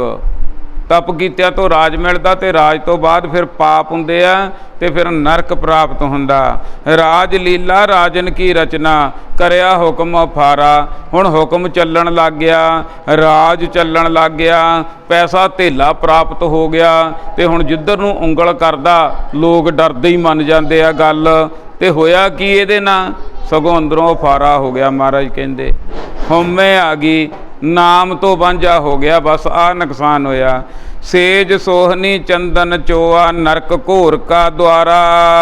ਸੇਜਾਂ ਮੰਨਣ ਲੱਗ ਗਿਆ, ਚੰਦਨ ਚੋਆ, ਬਾਹਰਲੇ ਜਿਹੜੇ ਸੀ ਪਦਾਰਥਾਂ ਦੇ ਵਿੱਚ ਫਸ ਗਿਆ। ਨਰਕ ਘੋਰ ਕਾ ਦੁਆਰਾ, ਸਗੋਂ ਆਪਣੇ ਵਾਸਤੇ ਨਰਕ ਦਾ ਦੁਆਰ ਬਣਾ ਲਿਆ ਮਨੁੱਖ ਨੇ ਗੁਰੂ ਤੋਂ ਬਿਨਾਂ, ਗਿਆਨ ਤੋਂ ਬਿਨਾਂ, ਚਾਨਣ ਤੋਂ ਬਿਨਾਂ, ਪ੍ਰਕਾਸ਼ ਤੋਂ ਬਿਨਾਂ, ਨਾਮ ਤੋਂ ਬਿਨਾਂ, ਧਿਆਨ ਤੋਂ ਬਿਨਾਂ, ਮਿਲਾਪ ਤੋਂ ਬਿਨਾਂ, ਅੰਦਰਲੇ ਕਾਰਜ ਤੋਂ ਬਿਨਾਂ ਆਪਣਾ ਸਾਰਾ ਹੀ ਕੰਮ ਖਰਾਬ ਕਰ ਲਿਆ। ਤੇ ਫਿਰ ਮਹਾਰਾਜ ਕਰੀਏ ਕੀ? ਹੁਣ ਸਾਰਾ ਕੁਝ ਸਮਝਾ ਦਿੱਤਾ, ਯੋਗ ਸਾਧਨਾਵਾਂ ਦਾ ਵੀ ਅਸਲੀਅਤ ਸਮਝਾ ਦਿੱਤੀ, ਤੀਰਥਾਂ ਦੀ ਵੀ ਸਮਝਾ ਦਿੱਤੀ। ਹੁਣ ਡਾਕਟਰ ਉਹ ਅਸਲੀ ਆ ਜਿਹੜਾ ਕਹੇ ਆਹ ਨਹੀਂ ਕਰਨਾ, ਆਹ ਨਹੀਂ ਕਰਨਾ, ਆਹ ਨਹੀਂ ਕਰਨਾ, ਆਹ ਨਹੀਂ ਕਰਨਾ, ਤੇ ਆਹ ਕਰਨਾ। ਹੁਣ ਆਹ ਕਰਨਾ ਸਮਝਾ ਰਹੇ ਹਨ ਸਿੱਖਾਂ ਨੂੰ, ਕਿ ਸਿੱਖਾਂ ਨੇ ਆਹ ਕੁਛ ਤਾਂ ਨਹੀਂ ਕਰਨਾ। ਤੇ ਕਬੀਲਦਾਰੀ ਆ ਸਾਰਾ ਕੁਝ, ਕਿਉਂਕਿ ਜਿਹੜਾ ਸਿੱਖ ਧਰਮ ਆ ਨਾ, ਉਹ ਹਰ ਇੱਕ ਅਪਣਾ ਸਕਦਾ। ਹੁਣ ਯੋਗ ਸਾਧਨਾ ਬੀਬੀਆਂ ਕਿਵੇਂ ਕਰਨਗੀਆਂ ਦੱਸੋ? ਹੁਣ ਨੰਗੇ ਤੁਰੇ ਫਿਰਨਾ ਬੀਬੀਆਂ ਬੰਦੇ ਸਾਰੇ ਕਿਵੇਂ ਇਹ ਧਰਮ ਨੂੰ ਅਪਣਾਉਣਗੇ ਦੱਸੋ? 84 ਆਸਣ ਸਾਰੇ ਕਿਵੇਂ ਕਰਨਗੇ ਦੱਸੋ? ਅਕਲ ਗਿਆਨ ਤਾਂ ਸਾਰੇ ਹੀ ਲੈ ਸਕਦੇ ਆ ਨਾ। ਉਹ ਤਾਂ ਅਪਾਹਜ ਵੀ ਲੈ ਸਕਦਾ, ਸਰੀਰ ਨਹੀਂ ਵੀ ਕੰਮ ਕਰਦਾ ਤਾਂ ਵੀ ਅਕਲ ਤਾਂ ਲੈ ਸਕਦਾ, ਗਿਆਨ ਤਾਂ ਲੈ ਸਕਦਾ ਨਾ। ਇਹ ਤਾਂ ਸਾਰਿਆਂ ਦੇ ਵਾਸਤੇ ਧਰਮ ਆ। ਘਰ ਬੈਠੇ ਹੀ ਅਕਲ ਮਹਾਰਾਜ ਨੇ ਘਰ ਘਰ ਪਹੁੰਚਾ ਦਿੱਤੀ ਅਕਲ। ਦੇਖੋ ਹਰ ਚੀਜ਼ ਦੇ ਨਫੇ ਨੁਕਸਾਨ ਹੁੰਦੇ ਆ। ਹੁਣ ਮੋਬਾਈਲ ਆਇਆ, ਮੋਬਾਈਲ ਦੇ ਵਿੱਚ ਠੀਕ ਆ, ਗਲਤ ਚੀਜ਼ਾਂ ਵੀ ਆਈਆਂ, ਪਰ ਅਕਲ ਗਿਆਨ ਵੀ ਬੜਾ ਆਇਆ ਜਿਨ੍ਹਾਂ ਨੇ ਸਿੱਧੇ ਪਾਸਿਓਂ ਯੂਜ਼ ਕੀਤਾ। ਤੇ ਪਰ ਗੁਰਬਾਣੀ ਵੀ ਹੁਣ ਜਿਹੜੀ ਹੈ ਮੋਬਾਈਲਾਂ ਦੇ ਵਿੱਚ ਆ ਗਈ, ਜਿੱਥੇ ਮਰਜ਼ੀ ਬਹਿ ਕੇ ਵਿਚਾਰ ਸਕਦੇ ਆ, ਜਿੱਥੇ ਮਰਜ਼ੀ ਬਹਿ ਕੇ ਸ਼ਬਦ ਨੂੰ ਦੇਖ ਸਕਦੇ ਆ। ਤਾਂ ਹੀ ਮੈਂ ਸ਼ਬਦ ਦਾ ਅੰਕ ਬੋਲਦਾ, ਆਪਣੇ ਆਪਣੇ ਮੋਬਾਈਲ ਤੋਂ ਕੱਢ ਕੇ ਦੇਖ ਲਓ, ਹੋਰ ਸਵਾਦ ਆਵੇਗਾ ਨਾਲ ਦੀ ਨਾਲ ਜਦੋਂ ਆਪਾਂ ਚੱਲਾਂਗੇ। ਤੇ ਹੁਣ ਮਹਾਰਾਜ ਸਤਿਗੁਰੂ ਸੱਚੇ ਪਾਤਸ਼ਾਹ ਸਾਰੇ ਪਾਸਿਓਂ ਸਿੱਖਾਂ ਨੂੰ ਰੋਕ ਕੇ ਹੁਣ ਸਮਝਾ ਕੀ ਰਹੇ ਆ, ਸਿੱਖਾਂ ਨੇ ਕਰਨਾ ਕੀ ਹੈ? ਹਰ ਕੀਰਤ ਸਾਧ ਸੰਗਤ ਹੈ, ਸਿਰ ਕਰਮਨ ਕੈ ਕਰਮਾ। ਲਓ ਭਾਈ ਸਿੱਖੋ, ਆਹ ਕੰਮ ਕਰਨਾ। ਬਾਕੀ ਸਾਰੇ ਕਰਮ ਕਾਂਡ ਆ ਤੇ ਰਾਹ ਦੇ ਵਿੱਚ ਹੀ ਲੁੱਟੇ ਜਾਂਦੇ ਆ, ਸਗੋਂ ਹਉਮੈ ਹੋ ਜਾਂਦੀ ਹੈ। ਜੇ ਅਸਲ ਕਾਰਜ ਕਰਨਾ ਨਾ ਪਰਮਾਤਮਾ ਦੇ ਮਿਲਾਪ ਦਾ, ਜੇ ਅਸਲ ਆਤਮਾ ਤੇ ਪਰਮਾਤਮਾ ਨੂੰ ਮਿਲਾਉਣਾ ਚਾਹੁੰਦੇ ਹੋ, ਚੌਥੇ ਪਦ ਦਾ ਆਨੰਦ ਲੈਣਾ ਚਾਹੁੰਦੇ ਹੋ, ਆਨੰਦ ਦੀ ਪ੍ਰਾਪਤੀ ਕਰਨਾ ਚਾਹੁੰਦੇ ਹੋ, ਸੁੱਖ ਹੀ ਸੁੱਖ ਲੈਣਾ ਚਾਹੁੰਦੇ ਹੋ, ਦੁੱਖ ਨੂੰ ਨੇੜੇ ਨਹੀਂ ਫਟਕਣ ਦੇਣਾ ਚਾਹੁੰਦੇ, अगर जन्म मरण तो बचना चाहुंदे आ, 84 ਦੇ ਗੇੜ ਤੋਂ ਬਚਣਾ ਚਾਹੁੰਦੇ ਆ, ਤਾਂ ਆਹ ਕਾਰਜ ਕਰੋ ਭਾਈ। ਕਿਹੜਾ ਜੀ? ਹਰ ਕੀਰਤ ਸਾਧ ਸੰਗਤ ਹੈ। ਸਾਧ ਸੰਗਤ ਦੇ ਵਿੱਚ ਬੈਠ ਕੇ ਹਰੀ ਦੀ ਕੀਰਤੀ ਕਰੋ, परमात्मा की वडियाई करो, उहदे गुणां नूं गाओ भाई। सिर करमन कै कर्मा, सारियां तो श्रेष्ठ कर्म यही है। एवें नहीं असीं लगे गुरमुख प्यारिओ, भावें आउंदा ते भावें नहीं आउंदा, मंनदे आ असीं गरीब आ, छोटे आ, साधन थोड़े आ, सानूं कुछ नहीं आउंदा, पर उहदी वडियाई, उहदी कीर्ति, उहदे वास्ते कोशिश तां करदे आ ना। शुरुआत तां कीती ना, ਊੜਾ ਆੜਾ ਪੜ੍ਹਨਾ ਸ਼ੁਰੂ ਤਾਂ ਕੀਤਾ ਨਾ, ਨਰਸਰੀ 'ਚ ਲੱਗੇ ਤਾਂ ਸਹੀ ਨਾ, ਚਲੋ ਆਂਗਨਵਾੜੀ ਹੀ ਮੰਨ ਲੈਂਦੇ ਆ, ਪੁੱਠਾ ਸਿੱਧਾ ਊੜਾ ਆੜਾ ਹੀ ਕਹਿਣਾ ਆਊ, ਹੌਲੀ ਹੌਲੀ ਚੱਲ ਪਾਂਗੇ, ਪਰ ਸਤਿਗੁਰੂ ਦੇ ਆਖੇ ਲੱਗੇ ਤਾਂ ਸਹੀ ਨਾ। ਜੋ ਸਤਿਗੁਰੂ ਸਮਝਾ ਰਹੇ ਆ ਭਾਈ, ਆਹ ਸ਼ਬਦ ਦੀ ਵਿਚਾਰ ਕਰਨੀ ਹੈ, ਸਭ ਤੋਂ ਉੱਪਰ ਕਰਮ ਆ ਇਹ 2 ਟਾਈਮ ਕਰਨੀ ਆ। चलो असी एक टाइम ही 2 घंटे का प्रोग्राम बना लिया, क्योंकि पहला बड़ा औखा लगता। ये सच का रास्ता है भी औखा, क्योंकि ये जिहड़ा रास्ता ना, ये घुम्मण घेरी दे विच, कर्म कांडां दी घुम्मण घेरी दे विच फसिया पिया, ये गुच्छा बनया पिया। इस सच के रास्ते ते चलना बहुत औखा, इनू लभना ही बहुत औखा। सो महाराज समझा रहे हैं, आ काम करना सिखो। हर कीरत साध संगत है, हरि दी कीरत करनी है साध संगत दे विच बैठ के। सिर करमन कै कर्मा, सारियां तो बड़ा श्रेष्ठ कर्म पुत्रो बच्चिओ सिखो यही है। कह नानक तिस भयो प्रापत, जिस पुरब लिखे का लहना। पर इहदे विच भी ध्यान रखियो, सारे नहीं कर सकते, जिन्ना मर्जी रौला पाई जाइए, कर्मां दा गेड़ आ जांदा। ये पहला बनता बंदे का सुभाव, सुभाव तो बनती है बाद आदत, आदत जाती है परपक्क हो, तो फिर बंदे की यह गल हो जाती है आदत भी मैं गुरु की गल सुननी ही नहीं। ये कौन हुंदा मैनू सुनाउण वाला? वाह तेरे जानदे आ तैनू, आए बस इस तरह की आ जाती है। इत्थे वो आ सकते आ, वो सुन सकते आ जिहदे ते परमात्मा की किरपा होवे, बख्शिश होवे। हुण ये ध्यान करना भी वो परमात्मा ते दोष नहीं देना बई वो किसी ते बख्शिश कर देंदे आ ते किसी ते नहीं करते, नहीं, वो दयालु ते कृपालु आ। वो सुना रहे आ, 5वें पातशाह जी हाज़र नाज़र होकर सुना रहे आ ज्ञान। हुण जिने जिने सुन लिया, देखो बारिश हो रही है। गुरमुख प्यारिओ, साध संगत दे विच की हुंदा ना, बरखा हुंदी है, ते साडे अंदर आ एक भांडा कह लो जां कौल फुੱਲ भी गुरबाणी दे विच कहा, जदों संगत दे विच बैठदे आ ना, वो हिलना शुरू हो जाता। वो मुद्दा पिया अपना, जिन्ना चਿਰ ਅਸੀਂ संगत नहीं करते, बिल्कुल मुद्दा पिया। हर बंदे दे अंदर बारिश हो रही है अमृत दी। गुरमुख प्यारिओ, मत जानो मैं पापी हाँ, मैं जे हाँ वो हाँ, हर बंदे दे अंदर बारिश हो रही है। पर गल की है, भांडा मुद्दा। जदों सतसंगत दे विच आउंदे आ, हौली हौली वो भांडा खिसकना शुरू हो जाता। जिवें हुण मान लो 1 महीने का आपां प्रोग्राम रखिया, जां हो सकदा 2-4 दिन उत्ते हो जाण, ये सारा कुछ सोच के रखिया, सारा कुछ जिन्ना क मैनू गुरबाणी तो अकल सतगुरु सच्चे पातशाह जी ने बख्शिश कीती है ना, उहदे मुताबिक ही मैं ये चल रहा। ठीक है, नवां साथ नहीं है, बहुता औखा थोड़ा जिहा, पर फिर भी कोशिश यतन कर रहे हैं जिन्ने कि जी भी जोगे हैगे हैं। सो महाराज समझा रहे हैं, इत्थे जदों भांडा सीधा हो गया ना, जिहड़ी बारिश आ वो भांडे दे विच पैणी शुरू हो जानी है। बस इन्नी क गल आ। कहो नानक तिस भयो प्राप्त, जिस पुरब लिखे का लहना। उन्हां नूं सत संगत प्राप्त हुंदी है जिन्हां दे पूर्वला कर्म आ जिहड़ा प्रगट हो जांदा। आपां शुरू च भी कहने आ ना, बिन भागां सत संग ना लभै, बिन संगत मैल भरीजै जीओ। बस उही गल आ गई। कहो नानक तिस भयो प्राप्त, जिस पुरब लिखे का लहना। तेरो सेवक ए रंग माता। महाराज समझा रहे हैं ना, असीं तेरे सेवक हां, ते सतगुरु सच्चे पातशाह जी, हे परमात्मा, हे वाहिगुरु, तेरे रंग विच रंगे गए। जाको हर रंग लागो इस युग में है, सो कहियत है सूरा। वो सूरमा, वो बहादुर आ। बाहरलियां लड़ाइयां नहीं लड़नियां, बाहर नहीं किसी नाल लड़ना बिल्कुल भी। हाँ, जे कोई समझना चाहे तो समझा सकते हैं, जे कोई ज्ञान लेना चाहे तो दे सकते हैं, धक्का नहीं किसी ने ना। जो जिहनूं मर्जी मन्ने। की पता किसी का अंदर की है, तो गल्लां ही होर आ, ये तो पता ही होण लग्या। उत्तों उत्तों का कुछ होर आ, ये तो गल्लां अंदरलियां, ये अंतरजामी वालियां गल्लां। कई बारी उत्तों बहुत कुछ लगदा हुंदा, विचों कख भी नहीं हुंदा। क्योंकि जिहड़ा बंदा ताहां नूं चढ़दा ना, ताहां नूं चढ़दा, वो दूजियां दे हक मार मार चढ़दा हुंदा आम तौर ते। जिहड़ा ज़्यादा ते छेती तरक्की करे, आतिशबाग जी वांगू विचों वो खाली होई हुंदा गुरमुख प्यारिओ। क्योंकि जिन्ना चਿਰ दुनिया 'ਚ ਵੱਡੇ ਬਣੋਗੇ ना, उत्ते नूं जावांगे तां हेरा फेरियां धोखे ठग्गियां होणगीਆਂ ही होणगीਆਂ। ਤੇ जिन्ना परमात्मा वाले पासे ਨੂੰ ਜਾਵਾਂਗੇ ਤੇ दुनिया वाले पासों छोटे ਹੁੰਦੇ ਜਾਵਾਂਗੇ। फिर किसी नाल लड़ो लड़ाई काहदी, सारे अपने ही आ, सारे अपने बच्चे आ, अपने भैन भरा।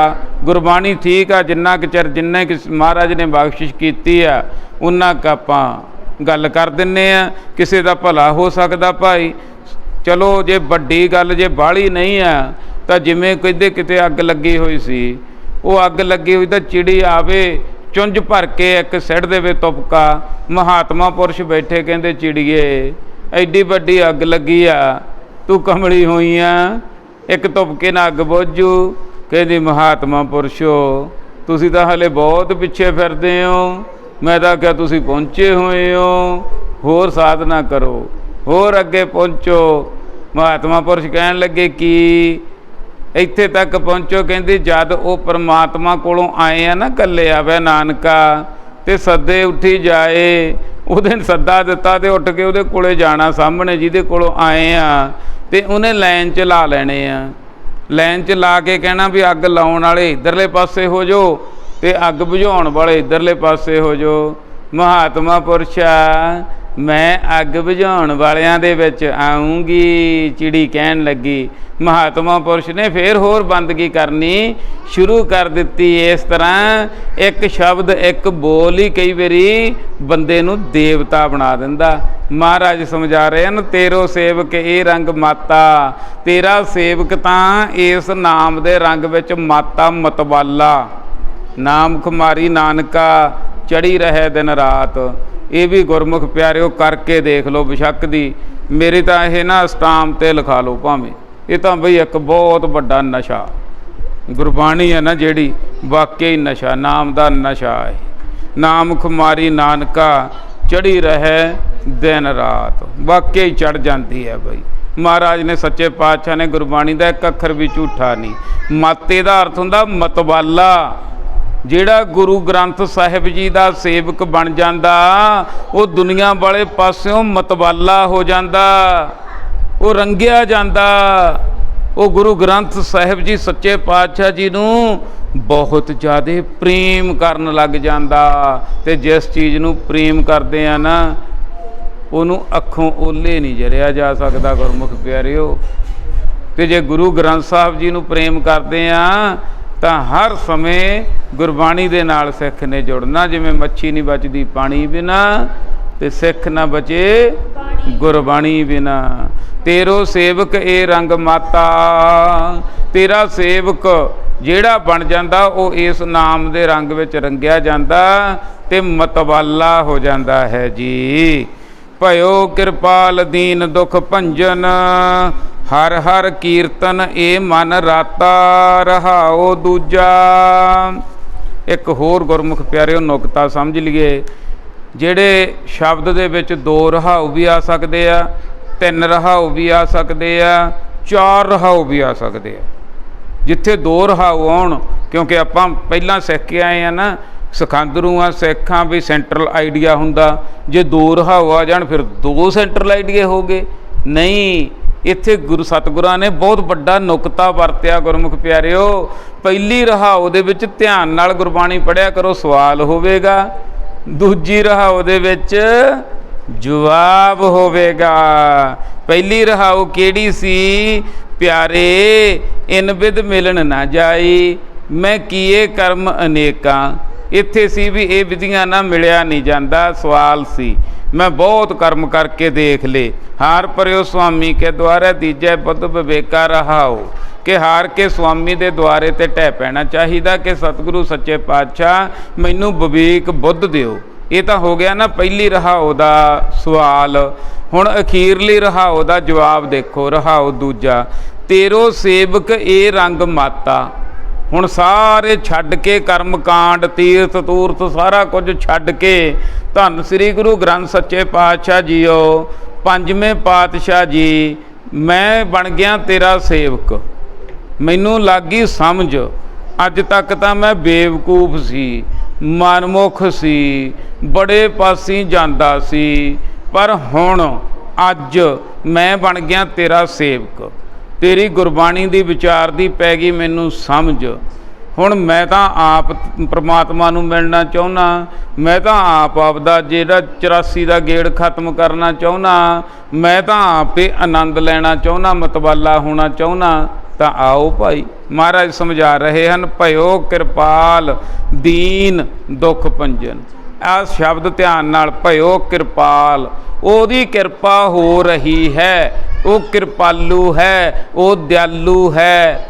ਪਰ ਗੱਲ ਕੀ ਹੈ, ਆਹ ਧਿਆਨ ਰੱਖਿਓ, ਦੀਨ ਦੀਨ ਬਣਨਾ ਪੈਣਾ। ਭਾਵ ਮਨ ਦੀ ਗਰੀਬੀ ਹਉਮੈ ਕੱਢਣੀ ਪੈਣੀ ਆ, ਭਾਂਡਾ ਸਿੱਧਾ ਕਰਨਾ ਪੈਣਾ, ਹਉਮੈ ਦਾ ਢੱਕਣ ਚੱਕਣਾ ਪੈਣਾ। ਉਹ ਵੀ ਮੇਰੀ ਇੱਕ ਦੇਸੀ ਉਦਾਹਰਨ ਆ, ਉਹ ਵੀ ਸੁਣ ਲਓ ਬਈ ਕਿਵੇਂ ਮੈਂ ਬਣਾਈ। ਉਹ ਦੇਖ ਕੇ ਕਈ ਵਾਰੀ ਦੇਸੀ ਨੁਕਤੇ ਆ ਜਾਂਦੇ ਆ ਦਿਮਾਗ 'ਚ। ਬਈ ਜਿਵੇਂ ਮੰਨ ਲਓ ਇੱਕ ਪਤੀਲੀ ਪਾਣੀ ਦੀ ਰੱਖੀ ਹੋਈ ਆ ਗਰਮ ਅੱਗ 'ਤੇ। ਹੁਣ 80 ਡਿਗਰੀ 'ਤੇ ਕਰ ਦਿਓ, 85 'ਤੇ ਕਰ ਦਿਓ, 60 'ਤੇ ਕਰ ਦਿਓ, ਪਰ ਗੱਲ ਨਹੀਂ ਬਣਨੀ ਜਿੰਨਾ ਚਿਰ 100 ਡਿਗਰੀ 'ਤੇ ਨਹੀਂ ਹੁੰਦੀ। 100 ਡਿਗਰੀ 'ਤੇ ਪਾਣੀ ਉਬਲੇਗਾ, ਫਿਰ ਭਾਫ ਬਣੇਗੀ, ਭਾਫ ਦੇ ਨਾਲ ਢੱਕਣ ਚੱਕਿਆ ਜਾਊਗਾ, ਤੇ ਜਿਹੜੀ ਉੱਤੋਂ ਵਰਖਾ ਹੋ ਰਹੀ ਹੈ ਉਹ ਪਤੀਲੀ ਦੇ ਵਿੱਚ ਪੈ ਜਾਊਗੀ। ਹੁਣ ਪਤੀਲੀ ਸਮਝੋ ਆਪਣਾ ਮਨ ਰੂਪੀ ਪਤੀਲੀ ਨੂੰ 60-70% ਨਾ ਗੁਰੂ ਦੇ ਨਾਲ ਜੋੜੋ, 80-85% ਨਾ ਜੋੜੋ, 100% ਜੋੜ ਦਿਓ। ਫਿਰ ਅੰਦਰੋਂ ਸੇਕ ਪੈਣਗੇ, ਅੰਦਰੋਂ ਸੇਕ ਆਊਗਾ, ਤੇ ਫਿਰ ਜਿਹੜੀ ਭਾਫ ਬਣੂਗੀ ਨਾ ਗਿਆਨ ਦੀ, ਉਹਦੇ ਨਾਲ ਹਉਮੈ ਦਾ ਢੱਕਣ ਚੱਕਿਆ ਜਾਊਗਾ, ਤੇ ਨਾਮ ਦੀ ਵਰਖਾ ਅੰਦਰ ਪੈ ਜਾਊਗੀ। ਆਹ ਨੁਕਤਾ ਭਾਈ, ਦੀਨ ਬਣਨਾ ਪਊਗਾ। ਦੀਨ ਦੁੱਖ ਭੰਜਨ, ਜਿਹੜਾ ਦੀਨ ਬਣ ਗਿਆ ਉਹਦੇ ਦੁੱਖ ਕੱਟੇ ਗਏ। ਸਮਝ ਲਓ ਸਤਿਗੁਰੂ ਸੱਚੇ ਪਾਤਸ਼ਾਹ ਸਾਰੇ ਦੁੱਖਾਂ ਨੂੰ ਕੱਟਣ ਵਾਲੇ ਆ।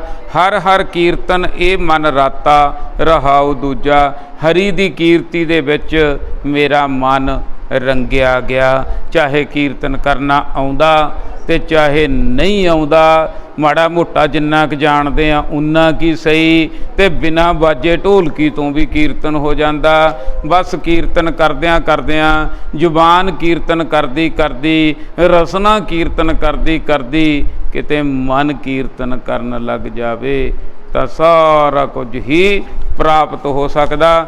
ਹੁਣ ਸਿੱਖਾਂ ਵਾਸਤੇ ਸਾਰੀ ਵਿਚਾਰ ਸੀ। ਇੱਕ ਵਾਰੀ ਫੇਰ ਸਾਰੇ ਸ਼ਬਦ ਨੂੰ ਧਿਆਨ ਦੇ ਨਾਲ ਸਰਵਣ ਕਰ ਲਓ, ਕਿਉਂਕਿ ਸ਼ਬਦ ਬਹੁਤ ਕੀਮਤੀ ਆ। ਇੱਕ ਇੱਕ ਸ਼ਬਦ ਗੁਰਬਾਣੀ ਦਾ ਬਹੁਤ ਕੀਮਤੀ ਆ, ਅਮੋਲਕ ਆ।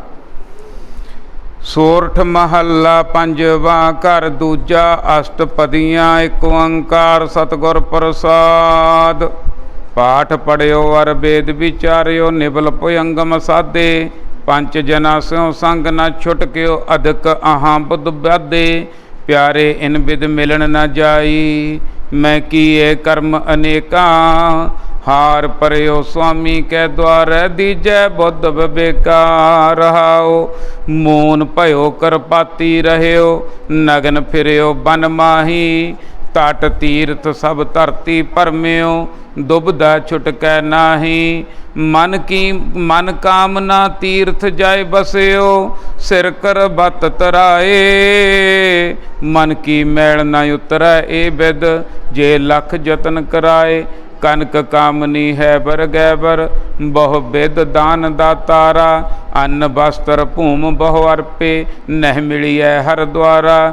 पूजा अर्चा बंधन डंडौत खट कर्मा रत रहता हौं हौं करत बंधन मह परया नह मिलिया ए जुगता जोग सिद्ध आसन 84 ए भी कर रहया बड़ी आरजा फिर जन्मै हर स्यों संग न गहया राज लीला राजन की रचना करया हुक्म अफारा सेज सोहनी चंदन चोआ नरक घोर का द्वारा हर कीरत साध संगत है सिर करमन कै कर्मा कहो नानक तिस भयो प्रापत जिस पुरब लिखे का लहना तेरो सेवक ए रंग माता भयो कृपाल दीन दुख भंजन हर हर कीर्तन ए मन राता रहाओ दूजा तेरो सेवक ए रंग माता भयो कृपाल दीन दुख भंजन हर हर कीर्तन ए मन राता रहाओ दूजा। भुल्लां गलतियां कमियां दी माफ़ी बख्शना जी।